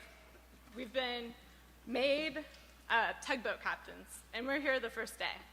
And so there's some big things in the bay we need to help with. We're one tugboat, state parks, through the board, And there's other tugboats. There's the tugboat of the governor's office, the executive branch, and they've said that it's very important to them to have rules that are concise, clear, and minimal, so that people know what they are getting with the rule. It's clear, it's not gobbledygook. So they're in another tugboat. In our specific set of rules, there's a third tugboat. There's particular legislative authority that the legislator has if there's rules about the safety in the parks. They kind of have a veto within the statute. And then there is what I call the kind of directors. They're out in the speedboats, and the GERC, they have a loudspeaker, and they can shout out and say, you know, this is how it goes. We're reviewing, these are our advice. The Secretary of State has a little bit more of a technical loudspeaker, where they're saying make sure the period's in the right place when you publish the rule. But there's a lot of steps to the process. So I wanted to make sure everyone saw this, just to know like where we are in the process is kind of like right here. And this is what this first 9A is, to kind of show you a little bit about what the submission was and to start the conversation of where you want to go. So on the first slide, basically the legislature extends authority to make rules to an agency for specific activities and programs. In our case, our statute specifically reserves the rulemaking authority to the appointed board. And what is a rule, you might ask? So the technical definition is a rule means an agency statement of general applicability that implements, interprets, or prescribes a law or policy or describes its procedures. So within statute, all these rules have been promulgated over time. The legislature passes laws, then rules are made. At a certain point in time, I believe it happened under Governor Babbitt, they came up with this Governor's Regulatory Review Council that was going to review rules. And so part of that, how it's evolved, is there's a five-year regulatory review report, and that is what that second thing is. There's a whole set of questions you answer in statute as to the rules. So the rest of the presentation was just to kind of give you an overview of this process. We're at step 0.5. We've submitted the report. The Governor's Regulatory Review Council, they have a process for reviewing it and can reach out and say, hey, we think this is an important rule. Say it over the loudspeaker. There's lots of different steps. But where we wanted to go today was to kind of set up the conversation so you could understand how our rules were organized, when the last time they were updated, and the major points that were in the report. So the next slide is just a graphical representation of our rules. We have 3 articles. Article 1 is the general provisions. These are related particularly to charges or fees in the park and to kind of safety and operations. So I've stepped into the park. This is what I should expect, is the plain speaking way of that. The fee schedule which is Exhibit A, has been the most recently and continually updated of these, with the last time in 2018. The bulk of the other rules, R12.8.101 to R12.8.126, the substantial revisions were last made in 2007. With Article 2, operation of the board, those are the rules in place for the operation of the appointed board. The last time that they were changed or modified was 2001. With Article 3, that's the State Historic Preservation Office programs. So when when the state wrote statute for specific things that they do related to historic tax property and so on, they said the State Parks Board will make rules. And so those were last updated slightly in 2007. So that's kind of the universe of the rules that we have on file. The next slide was just me putting the 0.5, was to say, where are we today? It was telling you guys that this is, we're all in the Navy, or this little tugboat Navy, and moving forward, and to say, this is where we're at, this is what we submitted for this regulatory report, and what are the next steps for what kind of conversations we have on where you see the rules. I'm happy to individually talk to people and go through the report and talk about specific rules. We're happy to seek information for you. We're happy, there's many avenues to go. Where we're at right now is we're expecting, there's a process through the GERC, they'll review, provide comments, so we're expecting to hear back more from them, and we're also continuing to do our own research. The final slide of this little overview was kind of the basis and bulk of what was in the report. So it's divided to kind of go by article and kind of say, what's the purpose for you? So those Article 1, as I said before, protection of park resources, safety of guests and staff, expectations for visitors, fees, prohibitions, right? So don't, set off fireworks in the park, right? So stuff of that nature. And so when we wrote the review, the major things that we found was that in R12 8-101, there were arcane definitions.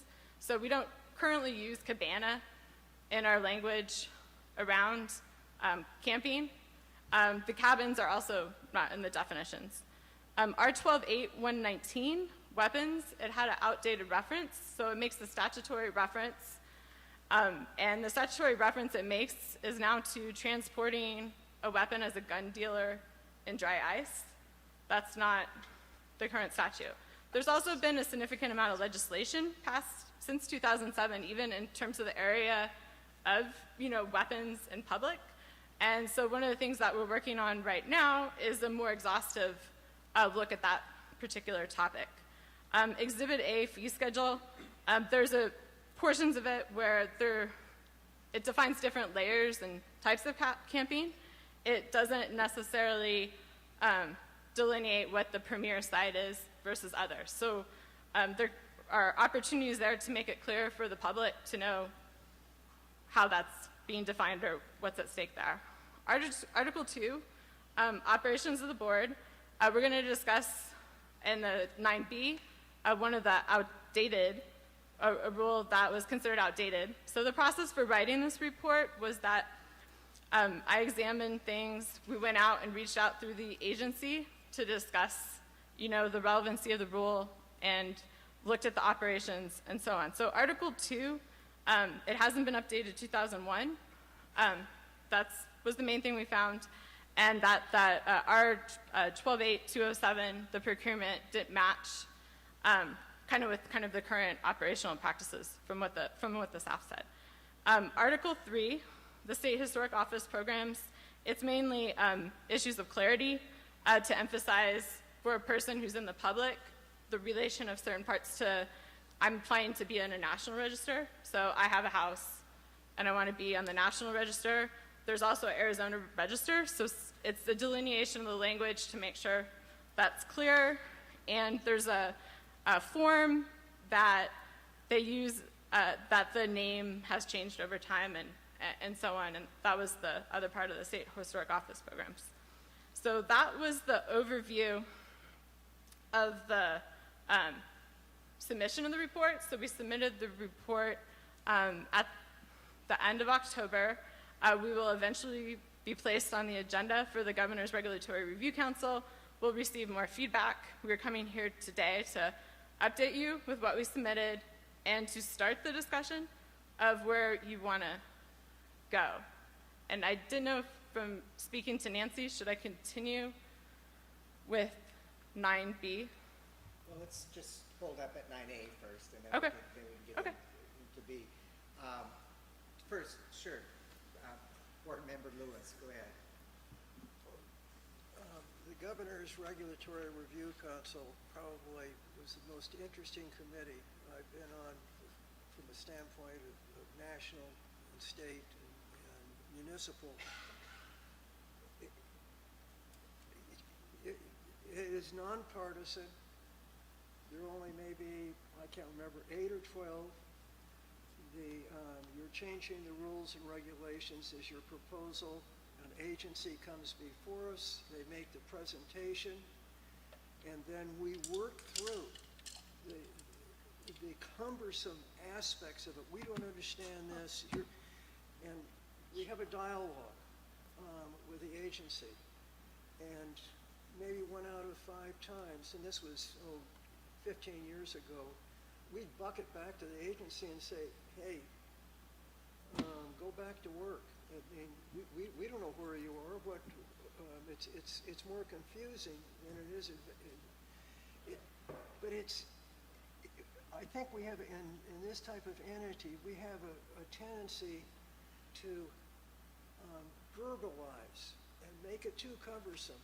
Clear, concise, and understandable.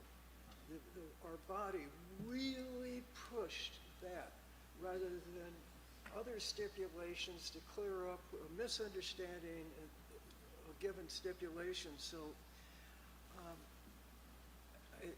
I hope that our body really takes the mandate of this seriously, and less is more, and that's what I leave with you. Okay, thank you. Appreciate that very much. Other thoughts and comments?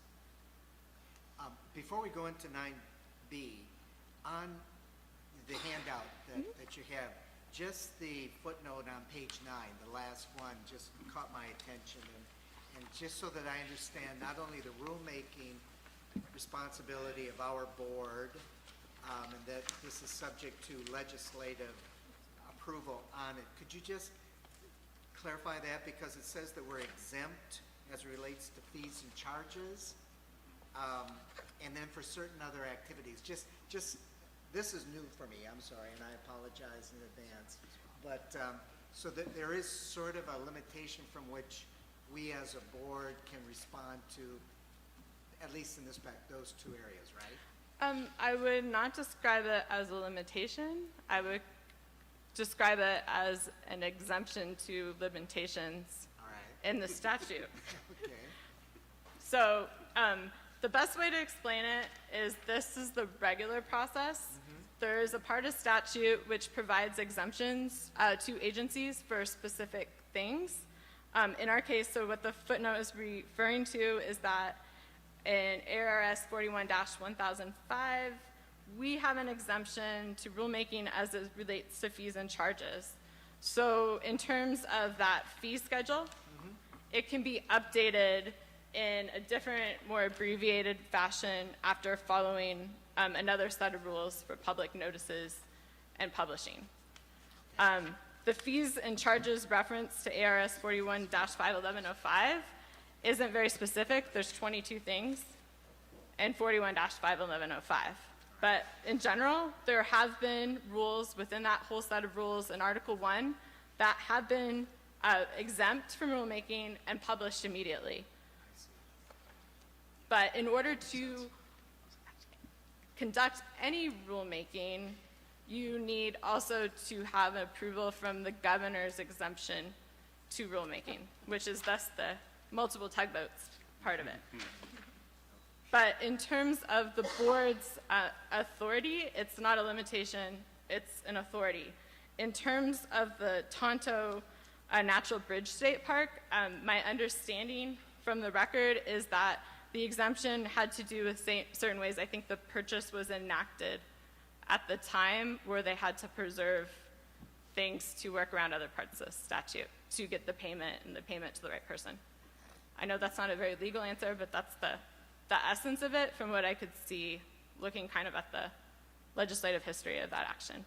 So in terms of the fees and charges, which is a budget issue, I mean, obviously, this board does approve fees and charges, but that is exempt in terms of the rulemaking, and so ultimately it's the state legislature that does. Oh, that's a second part. So ultimately, sorry, I consolidated it for ease into one footnote.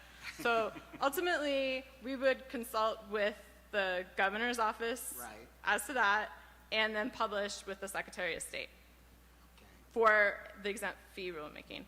In terms of the rules that are related to the well-being and guests and protection of resources, that is a separate piece of statute, and you would go through the rulemaking, and then, as I understand it, the legislature has a year to veto any of those rules if they so desired. I'd have to conduct more extensive research to understand if that's happened, But that is how the statute reads. So I guess kind of relying on staff in general, Michaela, obviously there's a lot of legalese related to these, and there's a plethora of this stuff. So is it primarily the protocol, you bring rules that need to be either updated or that have been concerns to us, or is it our responsibility to be looking through them and then saying, gee, I'm not sure we concur with this anymore, or is this, as you said, there's some verbiage in terms of cabin versus cabana and some of those areas. Right. Who does the pulling and who does the I typing? would say that the statute very explicitly says that the authority rests with the board for rulemaking. So that going forward, it would be accommodating what you guys felt was the best course of action. Tim? Chairman, in terms of process, though, because we're under a rules moratorium, we would need the governor's office to sign off on that. So I think we're a little premature in talking about rule updates. So this stage was every 5 years, you look at your rules, just make sure they don't expire. The next stage, if we do believe rule updates are required, we would approach the governor's office at that point for rules exemption.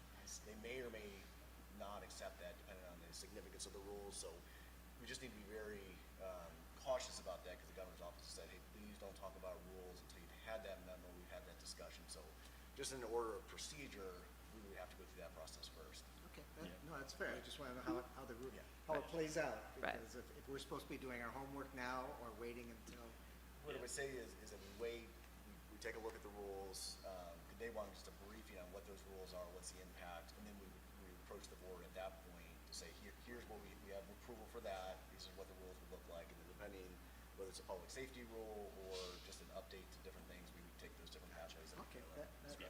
that helps me anyway, so. Other thoughts or comments on that? All right, let's go to 9B then, since this is a specific one that you're looking at for some Great. So approval. 9B was R12-8-207, typo my error, for board concession approval. The rule calls for the appointed board to enter into concession agreements, issue RFPs, publish notices of request, maintain a list of interested parties and notify them, and provide this rule to potential concessionaires. This allows the board to exempt certain agreements from this rule. Our process, as I stated before, was to go out to staff and ask if this was in concert with the current operations. The answer I received was no. That also included from Charles, who had been a longtime employee and seen many different iterations of State Parks Board. And so in response to that, the leadership committee indicated that they were okay with allowing this rule to expire. We're bringing it forward to the board as part of your authority ultimately for rulemaking. So when we wrote the letter in the report, we said that we don't see this practice as consistent, and this rule is outdated, and we didn't review it with the intent to expire, but contingent upon the board. So our current practice is to follow the very detailed Arizona Procurement Code. For those of you that operate your own state agencies, I'm sure you're well aware of that. And so the next page, it has the text of the rule for you to look at. So the action that we were requesting was your approval on letting this rule lapse, and then we would notify the GERC as to kind of what occurred in today's meeting, which is the cover letter that was also included in the packet. Does everybody understand the considered action to having our board have this rule expire formally? That would be our action. Any questions or comments? I have a question. Yes. So then Member- who assumes the approval process? Does it go to the executive director, or where does it go then?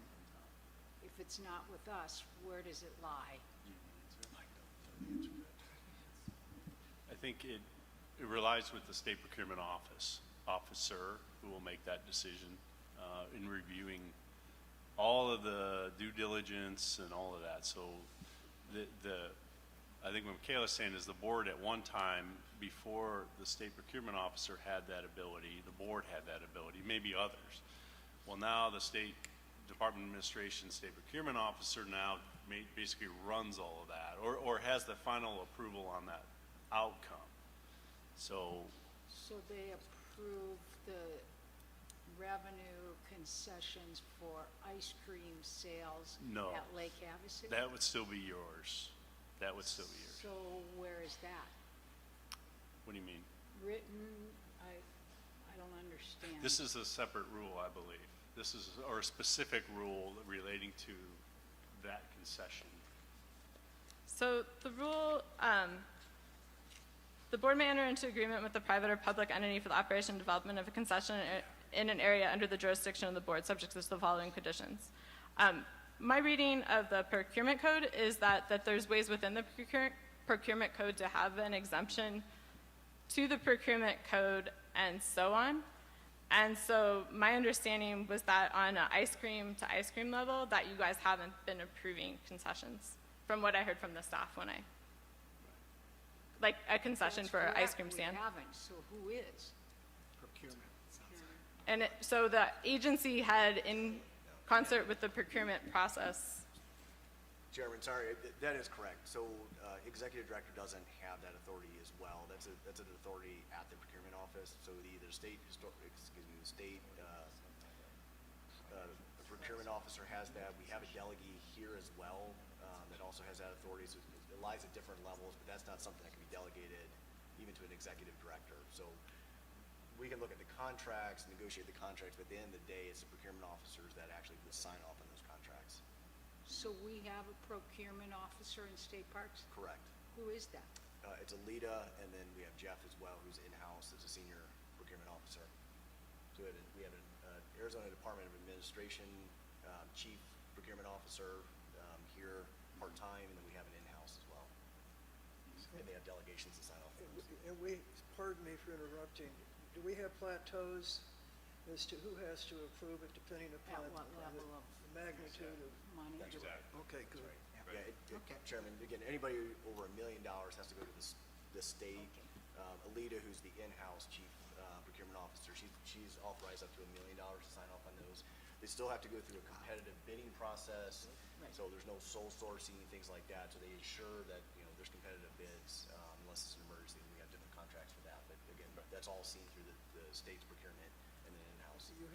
Thank you for that I'm clarification. confused because at what point does the board have to approve of a proposed procurement? What's the threshold? So Chairman, what the board would look at is potentially the contract itself, entering into the park concessions, but as far as actually signing, once that decision's made that this is something the board would want to go through with, the actual signature, the authorization is with the procurement officer. So the state's assuming more responsibility than they ever had before, and so it lies with the governor. I'm sorry, I'm slow. I'm befuddled. If you want to spend $500,000 to buy a substantial improvement to a given park, the $500,000 level, does that call to go for the board's approval? Or is it, who ultimately approves it? I'm not talking about audit aspects of it.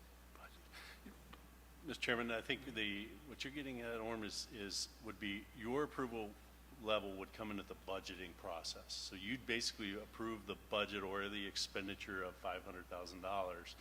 What then we would do through the state procurement office and our procurement officers is ensure that it follows all procurement policy, laws, procedures. So you would be approving the amount. They would assume basically making it happen, whereas before the board used to have to do all the bids. I'm sure there were board meetings where you sat around and looked at bids and then made that decision. What the state procurement officer has assumed that responsibility. You all are just kind of approving it at the beginning. And for us, regardless of when we go down the road, if you aren't on board with a concession or the concept of a concession, we're not going to be submitting it down to the state procurement office. So you would be doing the policy level, high level, and then we would make this is the red tape, really, no other way to put it, but All right.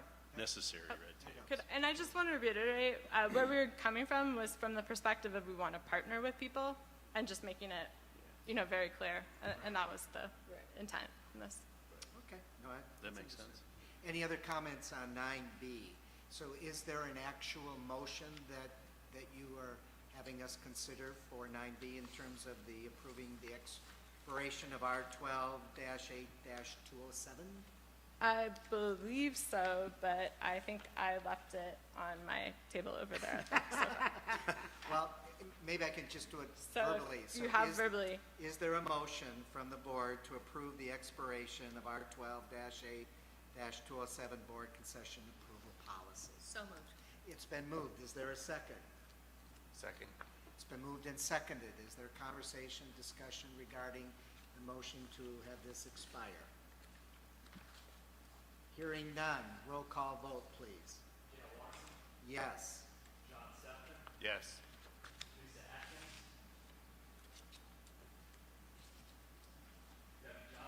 Yes. Yes. Yes. Yes. So the motion passes. Thank you very much, Michaela, for giving us another headache. Helping us to understand rulemaking. Yes, Mr. Mr. Chairman, so thank you for that. And when we hear back from GERC, what we say is that, and believe this is really your authority and as the board, and there's probably no more important authority out there, that when we hear back from GERC, we'll be sure to agenda this, and we'll keep you apprised all along the process that Tim and Michaela kind of laid out, just so you And know. it sounds like you served on 5 years. 5 years, and you survived. Yeah, No, it was the most fascinating board I've served on it because really is. we had to untangle Yeah, no, it's, Yes. departments. They were by sector, and we accomplished a great deal by simplifying. Less is more. But you have the AG's office, you have the Office of Budget, building, the bureaucracy, yeah. the bureaucracy. Well, thank you. Yeah. Michaela, thank you very, very much. So, Mr. Chair. Yes. And to this point, I just want to harken back to the authorities that we have that are actually in the statutes and the disconnections within all of that. So there's definitely a layer, but a relationship to some untangling that That's right. needs to Well occur. put. I just see that as possibly another full-time position or something, but Or two. it's connected, right? And that the authorities that we have, the responsibilities that we take on, and then the rulemaking, all of these pieces, I know we can uncover and get fixed by the next meeting. Chairman, it's the one thing in statute that you can't delegate is rulemaking authority, so by definition, you guys will always be involved in that. It would have to be by statute. okay, thank you very much. So Michaela, if you could bring us to the close of the information items on this very important service as far as tribal relationships. Great. I just prepared a few slides to briefly give an overview of what we've been up to since Bob came to us in February. I think I arrived the last week of January. But I am our tribal liaison, and this stems out of a statute which calls for each state agency to develop and implement a tribal consultation policy, to have a tribal liaison, to report back to the Governor's Office of Tribal Relations on their activities through the year, and to consult with the tribes themselves. And that's what 2 and 3 up on the slide focus on. And the wording is, to the extent practicable and permitted by law, seek input from appropriate elected or appointed tribal officials before undertaking any action or policy that will or is reasonably believed to have the potential to affect a tribal community or its members. So one of Bob's initiatives since coming in office is to build up relationships. So the bulk of what you're going to read in the next couple of pages is relationship building. It's going out, listening to people, talking, and trying to understand what our tribal nations and communities want and how we can work together. And so that's what it goes into. We have 22 federally recognized tribes in Arizona. In terms of tribes that have an interest in properties owned by state parks, it's probably closer to 29 to 31, how you dice out some of the people, some of the nations that have reported that they have an ongoing interest. And so what outreach has been conducted? So the next slide, and this is just a kind of brief overview of the annual report. Director Broscheid and the staff, we've met with tribal nations, members of the Native American Caucus in the legislature, tribal working groups like the Intertribal Council of Arizona. There's a working group of the 4th Southern Tribes that deals with cultural resources. We went down there in the spring. We also were very blessed to have been invited by the Fort Mojave tribe to have kind of a group meeting with many of the tribes along the river this summer. That included representatives from the Chemehuevi tribe, the Hualapai, the Kitsin-Yuma, and the Colorado River Indian tribe. And I think that was probably one of our most, Darla came, Bob was there, but I would say it was probably one of the most heartfelt and where we got down to some of the brass tacks. And I think what Bob would say coming out of that is that relationship building takes time, and also that there's a very strong desire for pre-consultation. But we also heard that there's a desire for ways that we can work together with our shared values, and I think that came up across some of the other meetings as well. The second slide details more of that outreach for you, and training that has been conducted with the state parks staff in the central office. And there's also additional training that was given to agency-wide about cultural sensitivity. And then as the tribal liaison, I've been going out individually to meet with tribes and go to the cultural offices. And so I can say some of the hardest working people, I think, in these states are these tribal consultation officers. So in some cases, these people are teaching the language of their tribe in the morning. They're driving to go look at potential sites that may have, someone wants to construct and may have an impact on theirs. They're serving as kind of the leader of the young kids group to learn a tribal activity. I mean, so it's been a very meaningful experience. I think that we're getting traction. When you're asking where we're going and how is Parks aligning their strategy to partner with the tribes, that's the next slide. What we're working to do now is build a new tribal consultation policy based on what we're hearing and direct feedback from the tribes. We're seeking to pre-consult on projects like Rocking River and others very extensively so that there's an opportunity to have those conversations if there's a conflict on the front end, not after we've paid for design features and so on. We're emphasizing our openness to collaboration and efforts to get kids outdoors and mutual areas where we could have economic or cultural opportunities that cross over when possible. I've also worked, when we've received comments from the tribes in assisting the tribal nations towards Mickey, towards knowing what access they have to grant resources, or sometimes just technical, like we're interested in a ropes course. Through Mickey's contacts, we've been able to kind of say, hey, these are the people you want to talk to, and things of that nature. We've implemented training, and that is kind of a broad overview. The next slide is what is the vision moving forward? What are we moving towards as we go into the winter? It continues to be developing and finalizing the tribal consultation policy, effectively consulting with tribes on all development processes, and working on fostering park engagement with all nearby tribal communities. So one thing we heard very directly is that tribal communities were very interested in having a relationship with the managers of the park of their area and being good neighbors. And I think everyone understood that things are a process. It takes time to build a real relationship, but I would say for the most part, we're gaining traction and have had some really great conversations with people along the way. I don't know if Bob has anything to cap onto there, but that's the report. Yeah, excellent. Mr. Chairman, just to add on to what Michaela was, she did a great job at summarizing a lot of work, a lot of meetings that we traveled to, but it was, we're trying in the agency trying to create a culture where we're all tribal liaisons. It's not just Michaela's job to be the interaction with the tribe, from our parks to our programs, our granting, public information and education programs. We're all in this, and we're all pulling the rope in the same direction. The other is 22 federally recognized tribes in the state have 22 different ways they want to consult, and we're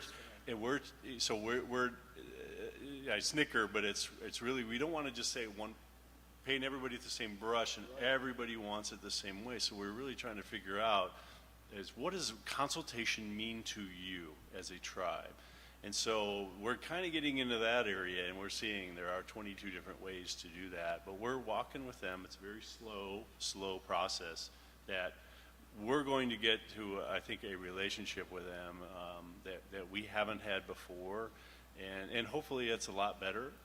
But there's also a lot of positive things. This isn't just consulting on archaeological resources, just that, or our projects for potential impacts. We're looking at opportunities for grants.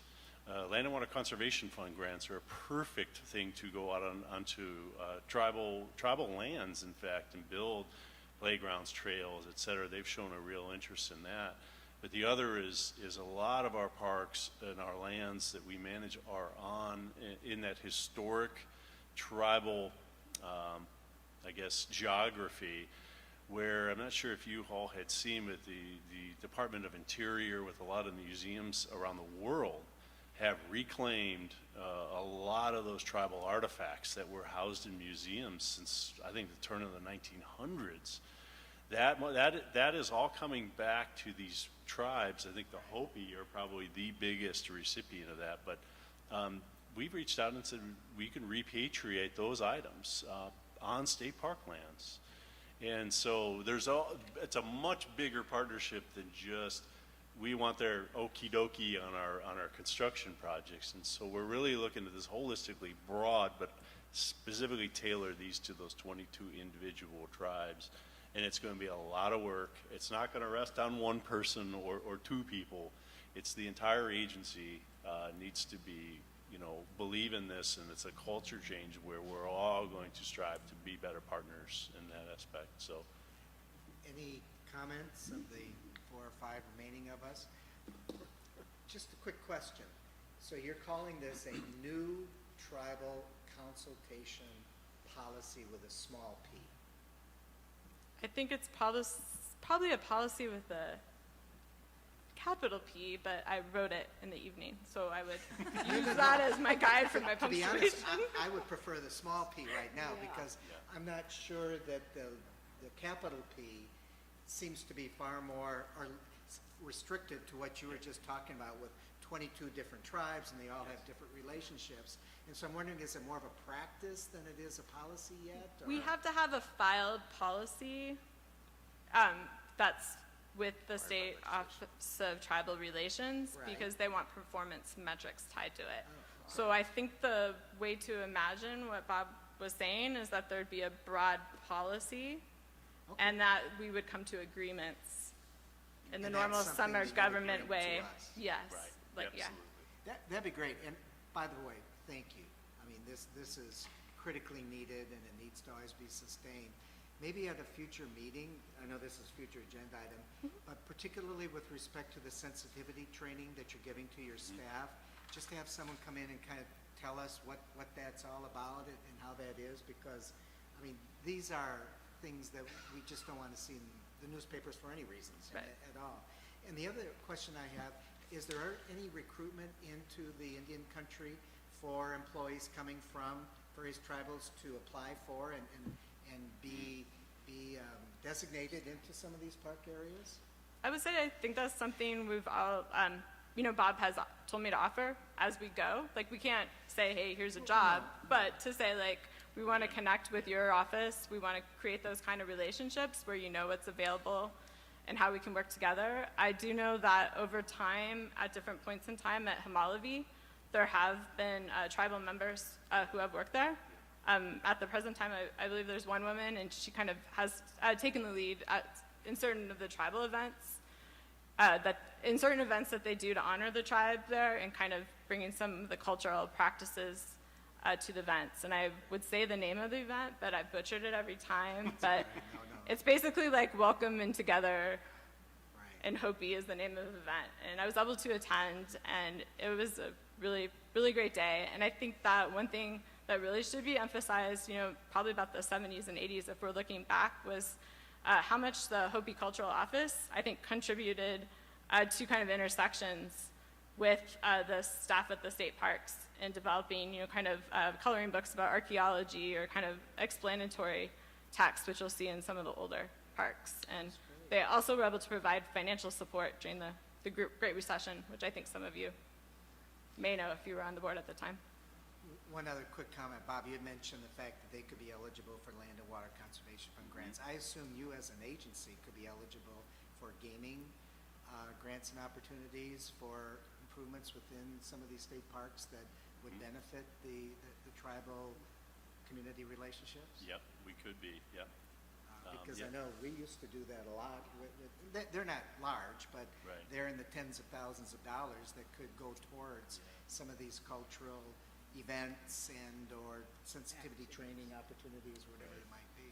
Yeah, Chairman, one of the other things, you're right, and one of the other things that we looked at this year, we just bureaucratically couldn't make it happen, was the free park passes to foster families. And working with Department of Child Safety, we got those names, and what we did was we received a comment from some tribal members that said, well, can you offer it there? It's a different program. It's not regulated by the state, it's regulated by the tribe. And so it wasn't as I won't say it wasn't easy at all, but it wasn't as easy as an agency producing a bunch of names that we could give passes to. We had 10,000 that went out from the state. The tribe does things a little differently, and they talk about kinship and those things, and some are not on the books, and sometimes the books aren't as straight and easy. So we really tried to make that happen this year, but they really showed an interest. I think the Salt River Pima, Maricopa were really interested in making that happen. So And we we'll were see. able to connect with ones that, as Bob said, already had a direct agreement working through the Department of Child Safety. It's Right. what's a little bit beyond that with the kinship, which is a problem if you've watched any of the legislative hearings. Yeah.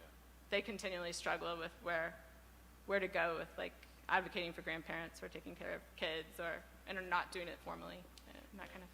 My final comment, and I, sorry for the belabored point, obviously we do have some state legislatures that are of Native American heritage. Are you briefing them on these efforts so that they're well aware of what you're doing? Yeah.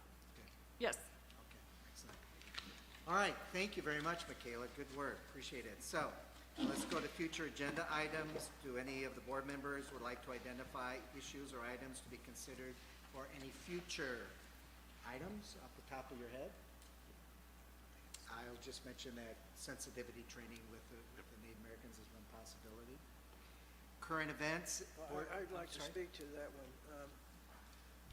I'm still extremely disappointed at the issues raised with Boyce Thompson Arboretum, and it wasn't working because of past leadership and so forth. And having been on that board for 12 years, I'm infinitely understanding of that asset, of the personalities of the players and so forth. But I would hope as we move forward, we can cultivate that relationship which we enjoyed until about 5 years ago, and there were some management issues. So I don't want to lose track of that because it's a great asset for the state, and also it's for us to identify with it in a more productive way. I think it could be win-win. Thank you, and I think we all share that same deep Thank you. disappointment. Good. Yes, Chair, I do have one agenda item. As a relatively new board member, I'd like to see us have a presentation by the State Preservation Office, which we're responsible was thinking the for, same and excellent, no, would and we have did a lot of bring knowledge bring of Director what we Leonard do in, to and- support It's a good point. them. We'll make that happen. and I think their conference is coming up too, isn't it? And coming up in Tempe, the State Historic Preservation, June? June, yeah. Yeah. It's in Tempe, isn't it, or something? Yeah, so Yeah, we you're can maybe right. combine the two, yeah, Okay. excellent. We could do that. Okay, thank you. Any other items? All right, call to the public. This is just an opportunity. I didn't receive any slips from anyone, so the public is invisible today, all right?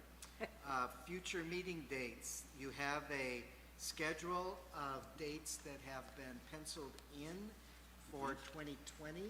We still have December 13th, I believe it's December 13th.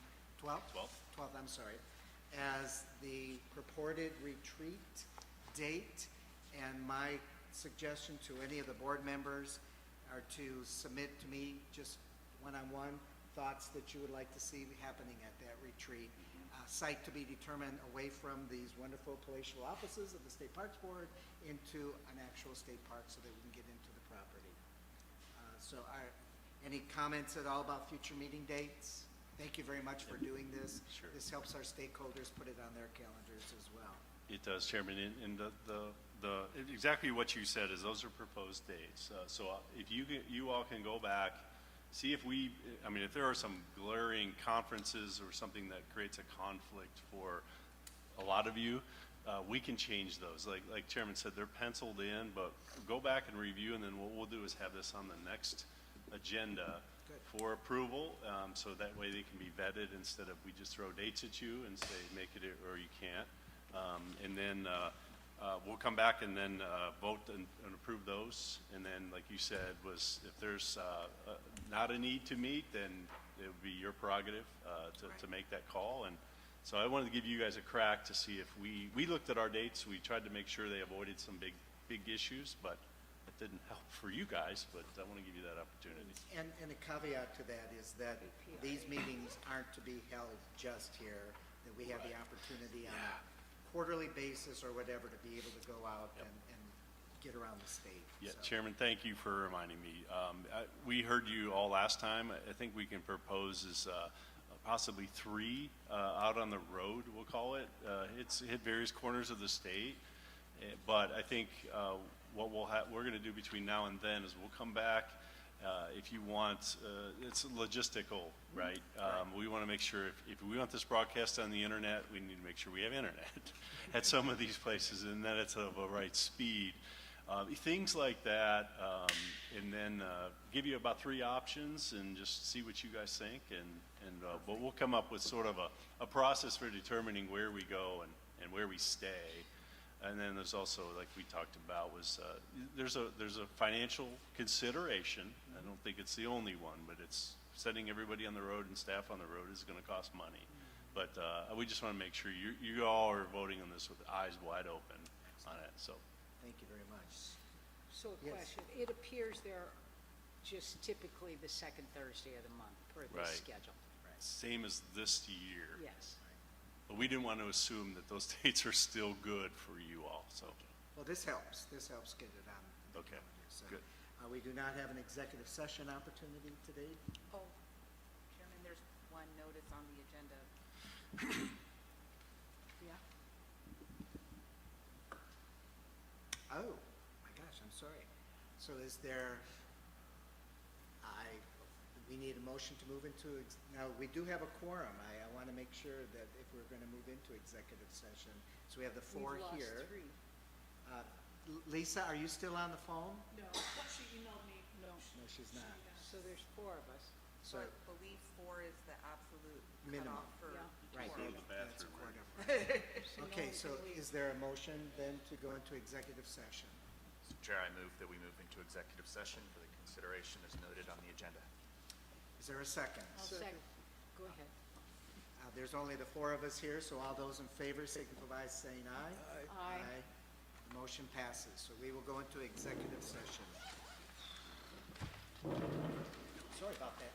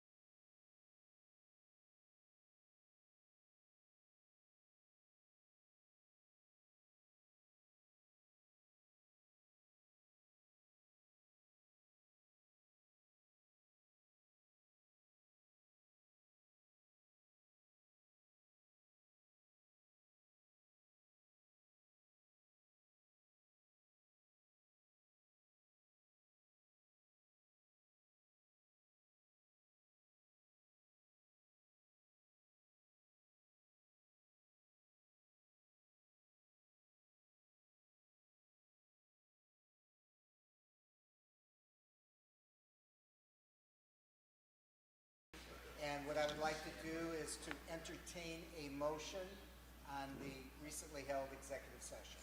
I would move that we direct the AG's office to proceed as instructed and discussed in our executive session On the matter of Render versus Allen. on the matter of Render versus Allen. All right, there's a motion on the floor. Is there a second? Second. It's been seconded. Any conversation, discussion? Hearing none. Roll call vote, please. Yes. Yes. Yes. Yes. Motion passes. Thank you very much, and I call this meeting to adjourn. Thank you, staff, everybody. Thank you, guys. I hope Karchner goes well Saturday. Oh, that's right. Are you?